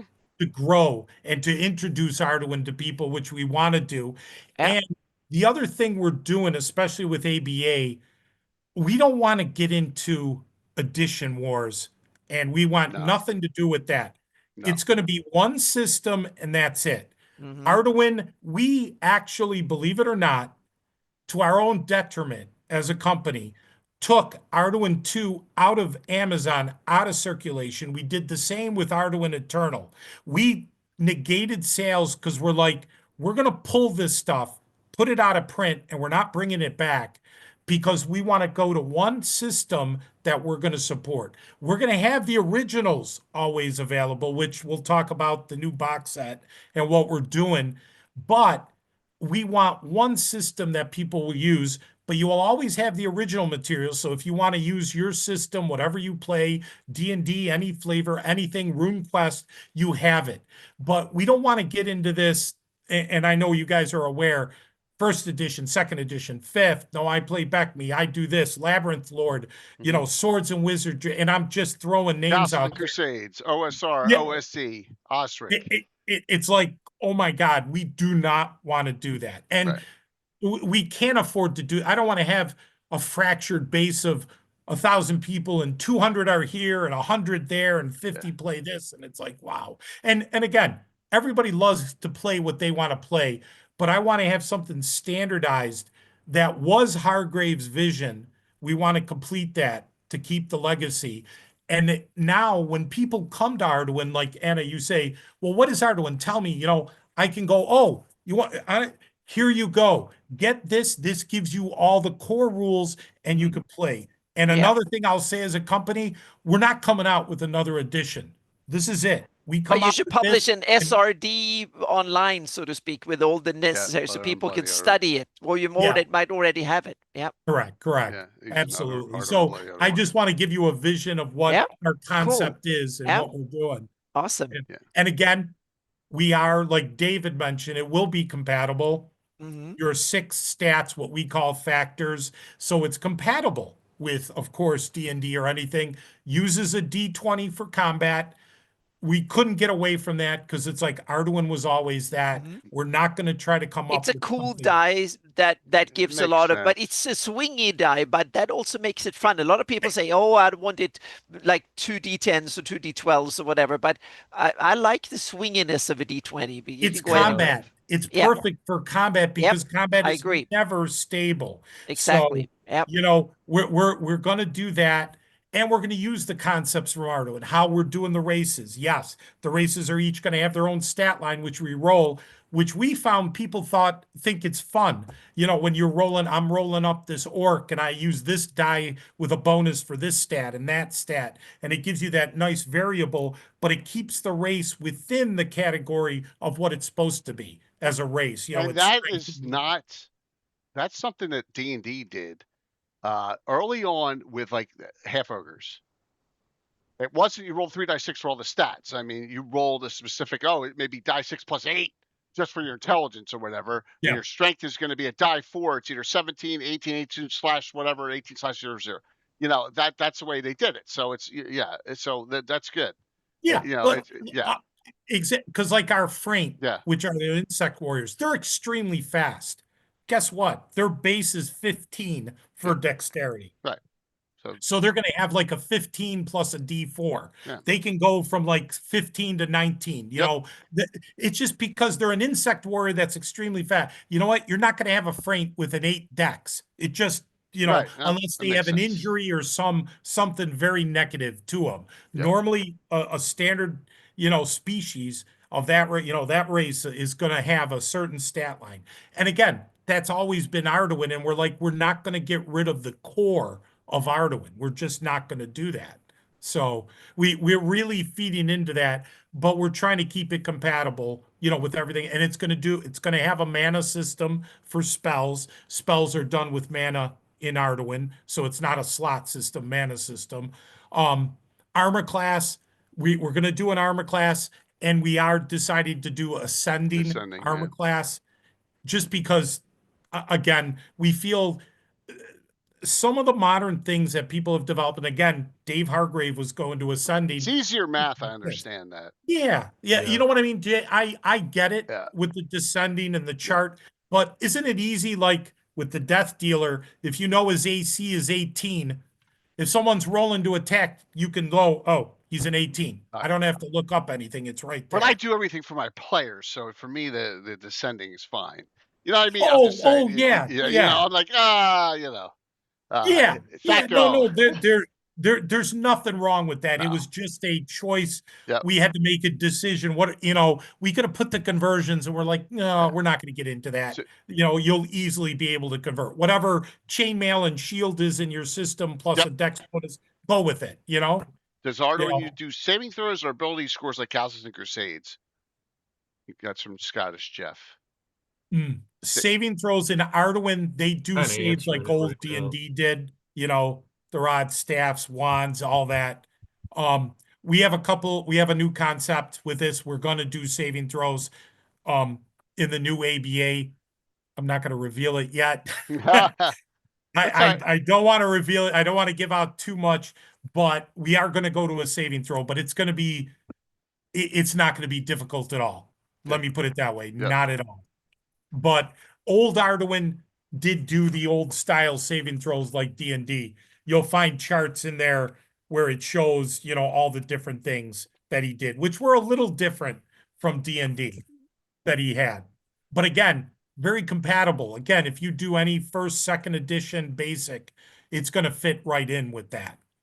So let's say in the next 6 months, what is new coming out?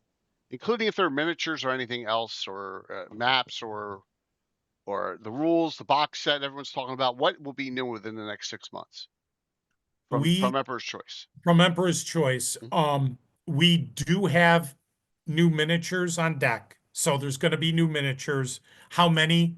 We're not sure. It was hard to say. We had some equipment failures. Correct. And we just literally overcame them. Yeah, we had to get some new week. equipment for the shop to get back into full production with our pewter. But we will have new miniatures coming up. So new miniatures are on deck. On top of that, the next big thing that we have, and we're going to have this announcement coming out probably by tomorrow night, is the new box set for Arduin. So we've with the circumstances, our commitment that we had prior obligations. That's the old one, We yeah. have what's called the Arduin Trilogy Harbinger Edition coming out. All right, that's We're going to new. announce Okay. this fully tomorrow night. It's on the website now for pre-order. This It's a is from box the set. production run. Yep. We got a few pre-production runs. We're expecting to have these in our hands and be able to ship by early to mid-September. These will have all the original 3 grimoires, including the 2 versions of Volume 1. Errol Otis did one, and Greg Espinoza the other. They're going to come with a set of dice, as Dave is showing. 2 of the cards, if you want to show Dave, the 4,000 item cards and character cards and monster cards. What a lot of them look like. Yeah. We're giving you 2 of the original artwork and Dave Hargrave's actual signature. If you notice there. Yeah, wow. Nice. Yeah. And you know what we decided to do? We decided to leave his writing as is. We could have reformatted it, but we believe something would be lost in that. These are also the same size as the cards in the deck that you've got there. Yeah, they're index size 3x5 cards. And again, there's a suit of armor, and these are from his game. We have, like I said, about 4,000 of these cards. And if you notice, D.H. Hargrave, Origins, 1981. So I was 14. I was in 9th grade. Yep. Yeah. Yeah. But I had been playing since 78 and Greyhawk since 80, so that's cool. That was And one of the cards. There's your critical hit table. Yep. And that's Earl Otis artwork. Yeah. On there. Yeah. And on the back, Dave, if you want to show on the back, that's more Earl Otis artwork on there. Beautiful. From back in the day. Wow. That is awesome. And that's the critical hit chart on the front, and on the back, the explanation of any of the special, notations about what happens to you. So we felt give a handy card for the GM so they don't have to look in the books, and it's got some reference. And there's 4 character sheets that come with the box set. It's a flipper, so it has the old Arduin, all the Arduin stats. You can again use nice heavy card stock. Yeah. And the books, they're in a perfect bound. The box is a solid black. Dave, do you want to show the top of the box, the little indentations? We did this with the box set because we thought it was cool. Do you see the little half circle? Yeah, I like it for the fingers. We gave you a little lift on those, and we felt that was really cool to have. I'm not very good at getting those boxes open. You know what I mean? It's like, yeah. They're great. Yeah. That's cool. Once you get them. And then you get all 4 of the perfect bound books. Again, this is the Earl Otis edition of Volume 1. It's all his original artwork remastered in there. So we did them in perfect bound because the books are so big. Trying to saddle stitch and, do it by staples would be difficult. So, and Dave is just showing again, all original. Earl Otis, when he was, my God, 16, 17 years old. That is awesome. Yeah. So I'm going to ask the question, do you have to pay him royalties for all this new? No, those were all part of the, when we purchased the product, we got the rights to all. That's cool. But Yeah. he's going to do some new stuff for you. According to, that's what, David, isn't that what you said in chat earlier? Did you were talking with him? I did. Yeah. Yeah. It's So he was, already in the works. We've already approved the rough draft. We can Earl only Otis is commission going to him be, for so much time though, so right now, right now, today, we're only doing one piece, which is a big piece. that's cool. And there were a couple others on deck that will How many? Yeah. Hey, read he this stuff. committed to 2 other pieces too. So Yeah. we have 1 big piece and 2 smaller pieces that he's committed I to. mean, look at it this way. I mean, we understand, like, for the Luke Melf project that Anna and I are both working on, right? He got Jeff Easley to do the cover. Yeah. Oh, You wow. know, so it's kind of like, okay, you know, do that one piece for us. You know, Yeah. so it's understandable. It's Yeah. understandable. It's all He had a people are lot. busy and older. And what Dave is showing, just so you know, we put a couple additions to the books, to the 3rd book. So Cool. there's a couple little extras. And this is what I want to show. This is the Arduin primer. This is real rare. And we decided to reproduce it and put it in the book. And this has the pre-concepts for the complete Arduin, Jay. This came out in 1984. Okay. And that was the one Oh, where, I think I have that in a text format somewhere.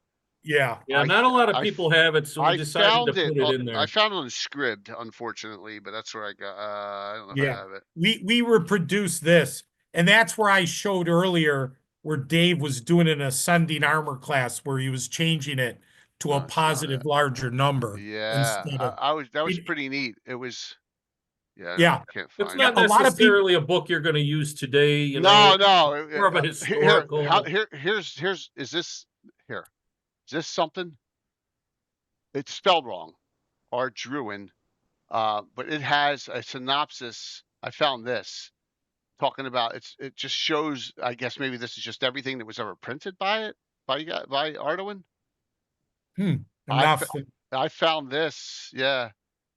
I'll put it in Discord if you guys want it. It looks, Yeah, it's if you hard for look- me to see because it's small, but it looks like a list of the stuff we have for the most part. Okay. Yeah. Okay. Yeah. So when Someone it's put a synopsis referring together. to, you know, like Lancer's Rest there, Right. that's a dungeon we've already have written up, ready to go. Okay. With it's already got new art. I mean, we've been going art heavy for Yeah, this goes to years right 2002, now. except for this Howling Tower Citadel Thunder of Death 2023. Right. It looks like everything else is maxed out at 20 End of War. Arduin Grimoire Volume 9. Yeah, So that was the one we did. It looks like a So this looks like an amalgamation Yeah. of what we Yeah. produced plus a statement of what somebody feels existed, and we have most of this. okay. yeah. Yeah, I just found it. It's like, oh, this is cool. It Someone was had done not easy to track down. Right. Like And I those spelled books there, Arduin the wrong on Book of top, but Dreams Yeah. and the Book of the Shining Lands, they are handwritten by Dave Hargrave with little to no oh boy. scratching off of corrections. Yeah. It's literally one of those black and white notebooks that you had in high school that were stitched together isn't that like crazy, 100, Jeff? 200 pages, and it's one page of notes, one map, one page of notes, one map from beginning to end. Wow. And It- it's packed top to bottom, corner to corner. I can't even tell you, and it's all in color codes. What amazes us about Dave Hargrave, we have notebooks, like Dave said, from him where it's packed with writing, and you could tell it was handwritten. Does that Not sound even familiar, typed. Anna? And what's amazing is there's no corrections. Oh, I know. It's just like how did he do that with Yeah. no correction whatsoever? Yeah. And some of the stories we got from the family and players, we were told that Dave Hargrave, when he would sit down, his release, especially from being in Vietnam, he'd take Thank you, John. pieces of graph paper, and it would just, within a couple hours, he would map out a whole dungeon Right. with little descriptions and monsters. He'd write everything on his And graph he paper. fit that everything right on that one page, because we always use the entire page. Yes. Yeah. I don't See, know how you that do graph that, paper was yeah. hard to get. Yes. Yeah. Yeah. And we understand from players, he'd run his games from the paper. Like Yeah. that would be his guide. Right, to and then he run just the game. put it in a folder, insert that into a notebook, and he'd forget about it. And Yep. then he had all the, I know, yeah. Because that Aaron's got the Len Lakofka, all the Len Lakofka stuff, and you've been finding stuff forever on what Oh Len yeah, did. we have gone through, but we're starting to hit rock bottom on that one. I think Yeah, we're but just starting it's to find. Yeah. but mhm. it lasted 5 years of stuff, right? Oh Aaron? It's yeah, 5 years, definitely. yeah, There's been tons of stuff yeah. published for that It's one. So so yeah. All right, much. so you got that coming out. You said some new miniatures. That's cool. Yeah. Very good. Those are our big things. And we're looking at, doing some more with the cards, the Arduin Pocket rules. We're going through some different things. We're gonna see, because so far from the feedback we got, people really liked the cards, what we did, not Right. only for the Arduin Pocket rules, exactly those, So I can get but this out. the cards Dave just My showed cat's off stuck in that there. were original Hargrave. We are feeling that we may reproduce them and keep them as is. And Can't even open feel free, Anna and Jay, to give us your opinion. But what do you think of keeping the original artwork as long as we can and keeping all the original writing from Dave Hargrave? We feel, Yeah. there's something about that to keep it original, like Uh, you're getting the real deal, No, I agree. raw. No, I agree 100%. And then No, take it and do what you want with it, as far as a game or, how the stats are. But because we were Of course, a thinking of lot of people have trouble reformatting, reading cursive. yeah, well, Yeah. I'll have to figure that one out. So if you went to Central New York Con, you get this. Sorry, you ain't using this in my game, everyone, because you get enough hero points as it is. Make one semi automatically or negate one critical hit. You guys negate critical hits on me all day long with hero points. Yeah, trust me. We have a Jake, hero point system. that's why you need a Death Knight or two.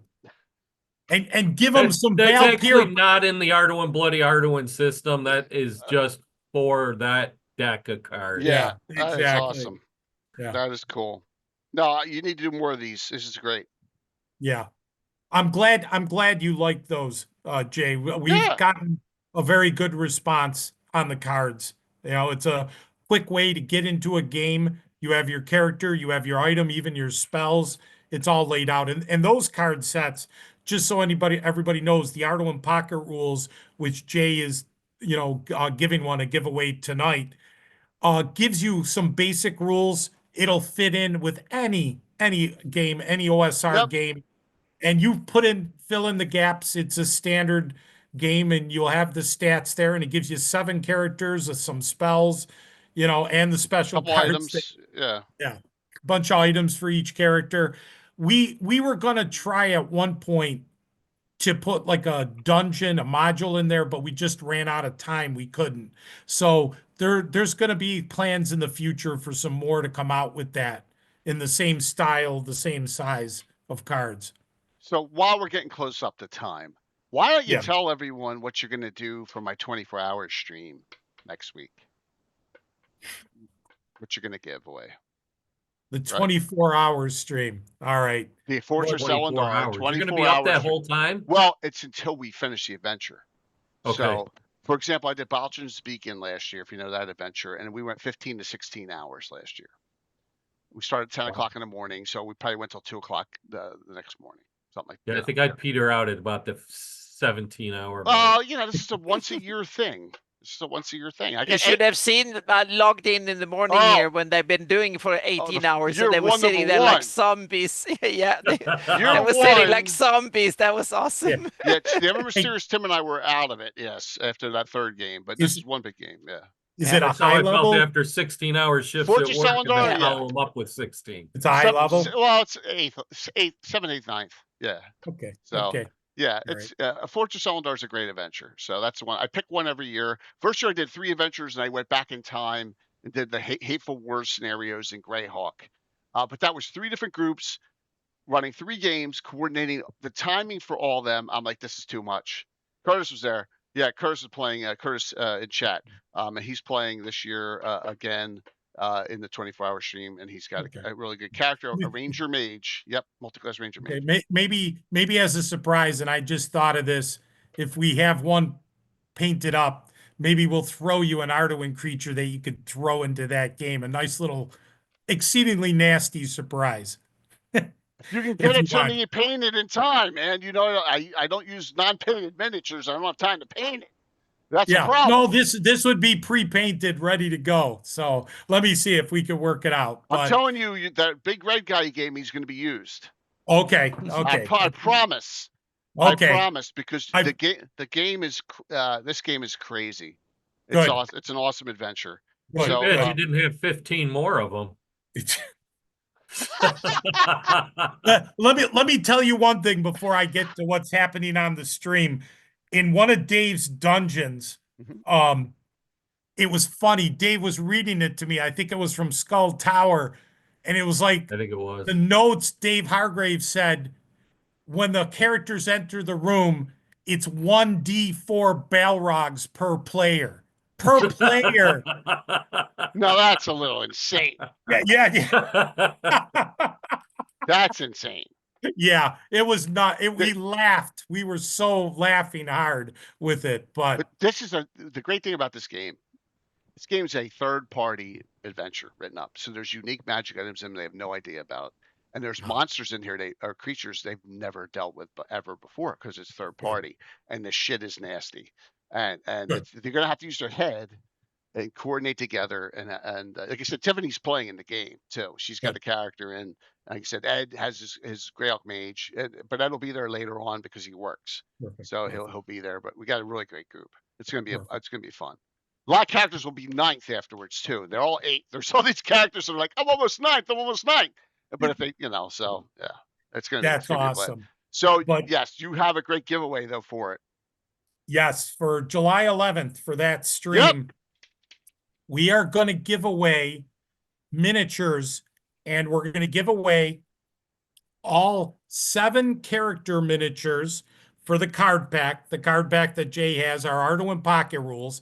And in addition, For this. you're going to get our 3 not Conan miniatures to go along with those 7. So it's a 10 miniature giveaway that we're going to do for the stream. Yep. And we're going to do for that stream. And that's just one. I mean, another one I'm holding in my hands right now, and that is an original Tower of Gygax dice set. If you didn't get one at Gary Con, with so we got some, and we got stuff from Frog God. We're gonna have, but that's the creme de la creme, is that 10 miniature giveaway. Yeah, 10. You're going to get 10 miniatures. 10 miniatures. So That'll be they'll near go. the end, so you better stay up long. Right, everyone. Yeah. Plus, we're on the Twitch front page for the first 8 to 10 hours. So we should have between 1,000 and 2,000 people watching. Perfect. Yeah. That is tremendous. Yep. That is tremendous. So things are going to be. Are they? No, those are not painted. You got to paint them yourself. They're pewter minis. Yeah. Are they painted, Bob? Oh my God! 10 painted miniatures. That'd be a little nuts, wouldn't it? No. I think it's a great question, though. Yeah, but that's wishful thinking. And I'll tell you what, because this is spur of the moment, and we're gonna do it. I know you have our one big miniature that you're gonna use in the game. Yes, I do. Are you gonna give one? Okay. Well, like I said, we'll talk after, because he's a big boy and he's an Arduin nasty. Okay. I'll tell you what we're gonna do, Dave, and I'm just gonna do it. We are gonna throw in that miniature with the 10 miniatures as part of the giveaway. How is that? Oh my God, that is like that is the golden ticket of giveaways. So there you go. And that'll be at the end, everyone. That one's at the end. That one's at the end. I may even do the Tower Gygax one sometime within the first 8 to 10 hours. We'll see. Yep. But we got a lot. Yeah, that will be at the end. We'll do that. 10 of the miniatures, all the characters, and the big baddie. And then the big baddie, which you're going to see in this adventure. Yeah. How's that? We'll do that. If anybody get a free car out of this, keep on going, Bane. I don't think. Look, both gentlemen were extremely, extremely kind, and listened to everything that Tiffany and I discussed. I'm a very logical guy when it comes to business negotiations, right? So hopefully we'll get some business out of this today, and get you all excited about, just even if you get the maps and use the maps, my gosh, for a homebrew setting or whatever. I mean, Yeah. my gosh, it's just alone. It's just whatever. The cards are cool. There's a lot more coming out. You, I you see know it what as a I'd like to win-win say, for Jay, everyone. Yep. for people, for everybody out there, if I know this was a lot about Arduin. Yep. Well, It's I'm going to okay. tell you, I know we have the new box set, which a lot of the, people know. Check that out. We will have information on it tomorrow. We're going to give, just so you know, Jay, with that box set, Uh-huh. it's normally $100. It's only $65. But in addition, we're giving 2 special add-ons to it. Oh, So wow. the value is $130. You're getting it for 50% off. But what I would say for people, if you're interested, that's a great way to go. But if you're looking to, what is Arduin? I want to taste. Here's my suggestion. This is the book that hopefully you guys can read it. The Last Grimoire. Yeah. It's AG4. It's 15 bucks. This is the book that when Dave and I were in high school drew us into Arduin. And it's got a lot of cool stuff. And when we talk about the flavor of Arduin, what's Arduin about? This is the book you want to get, 15 bucks, and it gives you a taste of everything. It's really cool. Just to give a little bit on screen here, here's the table of contents. So Like I said, just to give people a taste, Jay, we're not, as you know, we try to be very generous. We don't try to, buy hundreds of dollars. $65 for that box set is an unbelievable deal. Yeah. With all those extras. Oh my gosh. Yeah. But just as a suggestion for people, Jay, if they want to just get a little bite into it, get AG4, see, get a taste of what you like. And then if you want to, the box set's available. That's obviously great, but get a little taste and see what it's like. Like I said, it's easy for us to sit here, but I want people to be able to dive into it and enjoy it. And that's our goal, Jay, is to give people some new ideas, something cool. Yes, it's 45 years old, but there's a lot of cool stuff in there. And it's you said $5 for pewter minis. You cannot go wrong. $5 for pewter miniatures. You cannot go wrong with $5 for pewter miniatures. And you've seen some of the ones on the table already. Wait a minute. You may have had a double shout there. I'm just bringing this up. So I can bring this up here on this. I did it. All right, there we go. Yep. Yeah. So there it is. Right. Yep. There you go. And again, there's 2 freebies that come with that. So it's $130 for 65 bucks. Yeah. And we are going to have a special for Kickstarter people who bought the Arduin Portal to Adventure. We're going to have a deal for them. And if you want to see an unboxing, there's a link there to Shadow and Son, Jay, on the YouTube channel, and he does a full unboxing. It's kind of like what we did here to take a look at it. So was he at CNY? No, we're trying to get him. He's in California. Oh, he's in California. Okay. Yeah, he has a hard time with planes too, but we're trying to get him here next year. We're like, come on, Shadow, we got to get you over here. Yeah. He's the one who his son Jackie is the vexology and did all the flags for the continent map. Oh, beautiful, beautiful. Yeah. No, you know what? There's a lot of great people in this industry. We've been fortunate to connect with the right people and create those great relationships to enjoy, like with you, Jay, with Tiffany, Anna. It's a pleasure to meet you and talk to you about mapping and everything. And we're more than happy to ever, if there's anything going on, you need any advice, you need to connect with us. We're more than happy to help out or whatever we can do. Awesome. Yeah. So Edgelord said, did you guys ever find that Hobbies Militaria ad? I didn't look. I'm dreading looking for that because I know where it might be, and it's Agamar, they're physical items for 65. They're not PDFs. That's physical. Oh, yeah. That's physical. All the product we have is physical. There's some PDF, but the PDFs basically would come along with the physical, but this is physical product. Yep. And all the miniatures are pewter, pure pewter, lead free. And it's all old school. we're running a hair late here, so I'll just go over I'm this real sorry. quick. No, because I thought you guys had to do something else tonight too. Did you have to jump on something else? Yeah, we have another stream we're gonna hop on, but we have a couple minutes. If you All right. guys have any questions, please feel free. We're good with See hanging if we out. get any in chat here. Yeah, Yeah. ask a couple questions, and I'll go over what's going on during this week. Thursday night, we do the Armed and Dangerous against the Dark Brotherhood finale. That's where they are fighting. Black Oak. We'll do a Black Oak dice giveaway that night, and that is where they currently are in the combat. So, yeah, with all the terrain that came from CNY, and there's a lot of the skeleton miniatures, and also the 3 of the 4 bats have gone down already. Sorry, guys. So yeah, I had the 4 bats without. Yeah, they blasted them. Is the pewter ethically sourced? Are the pewter golems treated humanely during their lifetime? What? Bane, are you joking? I'm sure he's joking. Yeah, no idea is the right answer to that question. Yeah. Look, I think I know what he's trying to get. Yes, we melt down the golems. Don't worry, they've already been deactivated. You melt them quickly, I'm so not yeah. tired, Yeah, they I melt guess. quickly, so we Yeah. do. Yeah, yep. So there's another view. All right.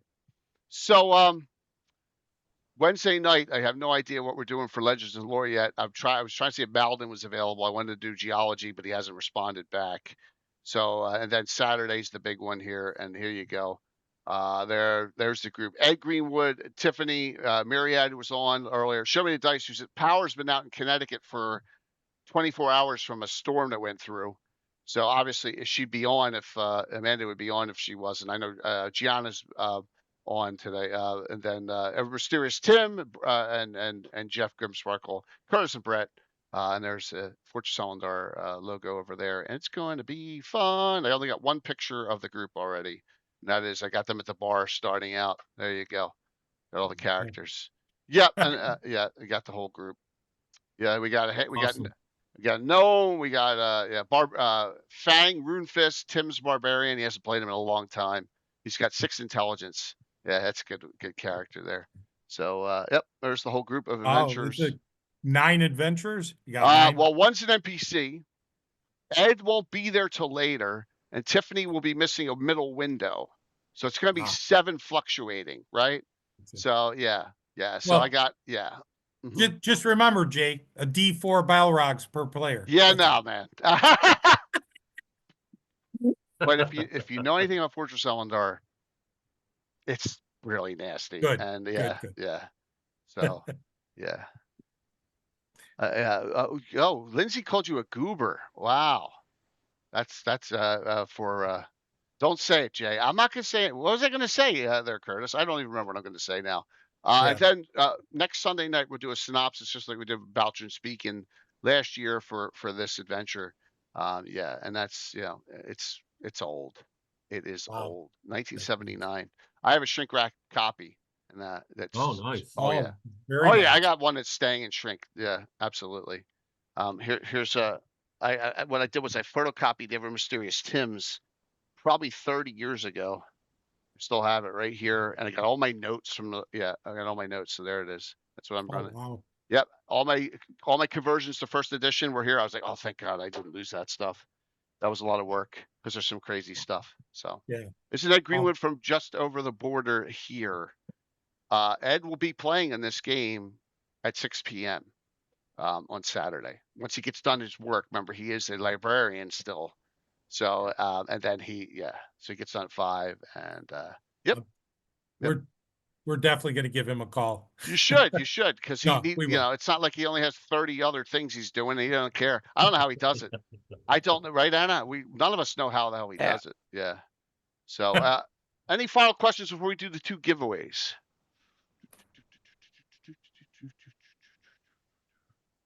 Still holding in the 90s on viewers, which is awesome. Thank you, everyone. All right, so you get your choice. Get your choice of the tube with the 2 maps in it. Second, or the cards and the sword. Okay, I will mail this out. I will send to George and David the address for that. Yeah. Okay, because I'm keeping my copy, guys. Right? I don't want to give away mine. Is that all right? All right. They figured. So, any last calls? Marco just called him Steve. Oh, okay. All right. pretend Sam is not here. Okay, Curtis. I will. I can't do that though. And then we got to figure out what we're doing, Anna, on Wednesday night. With Mal, he hasn't We responded. figure out something. Yeah. I don't want to do cities. I don't want to continue the cities one. I want to take a break from that and then come back to it. You know what I mean? With a city discussion. Maybe we have to do something else. Well, Yeah, there's stuff on shorelines we can do. Yeah. Or, you know, so we'll figure it out. We have lots of stuff. Yep. Yeah. Oh, it's all right, Bane. There's a lot. I'm already confused, so it doesn't matter. All right, let's hear. Let me set the giveaway. The giveaway's already set up. Let me see who wins. Thanks for all the support tonight, everyone. Massive hype train. Lots of new followers. Really appreciate it. By the way, David, hit the heart button down under the screen in the screen on Twitch. That's the follow. You already got a sub. You should follow it. on the Twitch screen at the bottom of the picture, there should be a heart down there. Your manager sub, gifts, all that stuff. You just click on that, boom, and then you'll follow. Yeah. I'll see it. It should be under the right-hand corner where it says Troller Games right now, the logo. Yeah, down there. What's the Wild Elves? I don't know what I think that question means. Yeah, and it should be beneath it where the Lord Gazama name is, and then knock, and then all across there should be a heart there somewhere. Unless you're already following, I don't even realize it, but I don't think you are. I thought I was, but Let me take a look. Let me take a look. Maybe you are already. No, there should be a heart there to unfollow. So, well, let's just see who wins first. We can worry about that in a second. We can do it post stream. It's no big deal. Oh, I got it. There you go. Boom! There. By the way, you know that TV show? Which one? The one with the pictures of the kind of hot girls fighting with swords and stuff. When the ad comes up, when the I do not. That's Legends of the Seeker from the early 2000s. Yeah, it's good. It was good. Yeah, 2 seasons. It was good. The dude from the Road Warrior, the tall guy who's Mouth of Sauron. I forget his name. The guy who's 6'7". Remember the guy who was the gyro captain in the Road Warrior? Yeah. he's a main character in it. Oh wow. He is. He's in both seasons, so I would check that. I forget what. Anyone remember his name? But he's yeah. He was also in. He's the one that keeps Keanu Reeves stuck in the subway down in one of the Matrix? the Matrix ones. He's the one with the big guy with the messed up teeth. Yeah, keeps him down in the. Yes, no. Sam Raimi is the director. Bruce Spence, thank you, Bruce Spence. Thank you very much. Yeah, he's 6'7". All right, here we go. Sorry, I went off on a tangent. No, it's okay. Closing them out. Let's see who wins. First one, you need to tell me if you want the maps or if you want the card, deck, and sword. The first winner is Keferin.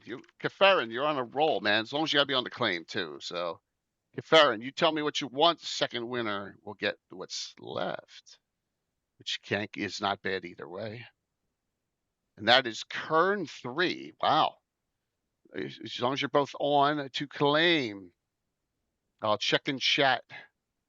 Keferin, yes. Which one do you want? You tell me, please. And let me check on Kern 3. Kern 3 is in chat log, so yeah, we'll see what he. All right, good. Keferin, what do you want? Choices again are the map tube with both maps, right? The tube with both maps, right? Of Arduin, right? These, right? And they're big. Yeah, Mouth of Sauron, Bob. I said that. He was Mouth of Sauron, but he gets cut out except in the extended version. I got to roll these back up. Or the character card deck for Arduin, and also one. I'm running out of these too, and the sword, little mini sword. You tell me. He's pondering. What we got? The deck. Okay. All right, Kern 3, send me your I already have your address, Keferin. Kern 3, send me your full name and address. I'll pass it on to the Arduin gentleman, and they will send it out. Okay. All righty. We're gonna raid into Marquee Gaming tonight, by the way. So yes, and Congratulations. yes, on congrats, getting- and remember the big giveaway, all those minis. That's a unbelievable gift and very generous of you guys. Thank you. 10 absolutely. miniatures. No, 11 miniatures. Counting Yep. this, yeah, 11 miniatures for the big grand prize of the 24-hour stream. Yeah, Absolutely. that's gonna be nuts. So thank you, Wolf. Thank you all. Yeah, these swords are cool. Is this a father sword or it's a different sword? That's the father's That's the sword. Looks like it father was the sword. That's the father's father sword. sword. Father's Yeah, sword. I'm holding on to like 5 or 6 others. So thanks, Bean. All right, so thank you all. Let's go right into Marquee. Anyone? Any final thoughts, gentlemen? Hope you had fun. Yeah, much appreciated for Of having course. us. Yeah, it It's was great to great meet you, having you. Anna. This was absolutely awesome. No, we really appreciate everything, and I want to thank everybody in the chat, everybody watching. We really appreciate it. Yeah, Like I we said, do. It was a lot going on, watching all this flashing going on. Oh yeah, it's like a Yeah, new it's- language. It goes It's fast. interactive, Yeah. man. It's a Twitch is a Mhm. lot. I'm sorry, Twitch is way different than YouTube. yeah, You Yeah. know, it is, and that's why I love being a Twitch guy. And Yeah. we just and we had a great community. So you had multiple channels right into us during it and stuff. So yeah. Yeah. Yep. And this was, like I said, this was tremendous. We really appreciate the opportunity talking with both of you, Anna Yep. and Jay. This was great, and everybody out there, really appreciate it. Again, we're just really passionate about what we do, and we love connecting with all the right people and just, moving forward and allowing people to enjoy their gaming. That's what it's all about, is having fun and enjoying the whole social aspect around the table. So that's what's great about this industry, and enjoying it with all the great people. So, yeah. And you know what? One other thought I had, Jay, maybe this guy too. When's Which, that? by the way, one of our new miniatures All right. is So him. here's what I'm going to say. I have to surpass $36,000 for the fundraiser for St. Jude next February. I got Oh. so we got to figure out. So anything you guys can help me with that, because Well, every year I'm like, how we'll the hell are come we up going to with surpass something. the previous year? Yeah, Absolutely. Yeah, No, let us know. we'll come up with something. yeah, yeah. That's going to be Kern's in Canada. Is that okay? Hmm? Kern's in Canada. Is that okay? All right, That's just want fine. to make sure. Just want to make sure. Oh, no, that's one of the, No, that's yeah, Want to make sure. no, we Okay, ship to Canada. doesn't matter to us. well, it depends. Is he like off-grid gamer? He's literally off the grid. He's an Yeah. alpha. He's fine. I got You his can address. drive it up. Yeah. No. You're good, Karen. Might Yeah, be you're cheaper good. I just than wanted to double sending check. it. Yeah. Yeah, It's probably all would it's be, all actually. good. And if they're in Canada, Quicker. if they're near Buffalo, we're right here across the You know, border. Ottawa's not far from Buffalo, right? Yeah, it's about 2 hours, right? 3 Yeah, it's a hours. little. Yeah. No, Toronto's actually, maybe Toronto's an around. hour and a half. Yeah, Yeah. yeah. So throw it over the falls. So we'll see you all. Wednesday night. All right. We're gonna have a packed week. Great game on Thursday night, and also the 24-hour stream starting. And I'll be on an hour early because it's the around 9 for 10 o'clock start, getting Wow. things finalized and set up. Yeah, I just gotta. The front page thing could start technically at 8 a.m. So I might as well take full advantage of it. Even if I want just BSing. So see y'all. Boom, boom. All right, setting up the raid out. So we're gonna raid into Marquee Gaming. Say hello to them, please. They're really nice. They go to GaryCon every year, and they're great people. Mark and his wife Rachel play in my game on a regular basis too.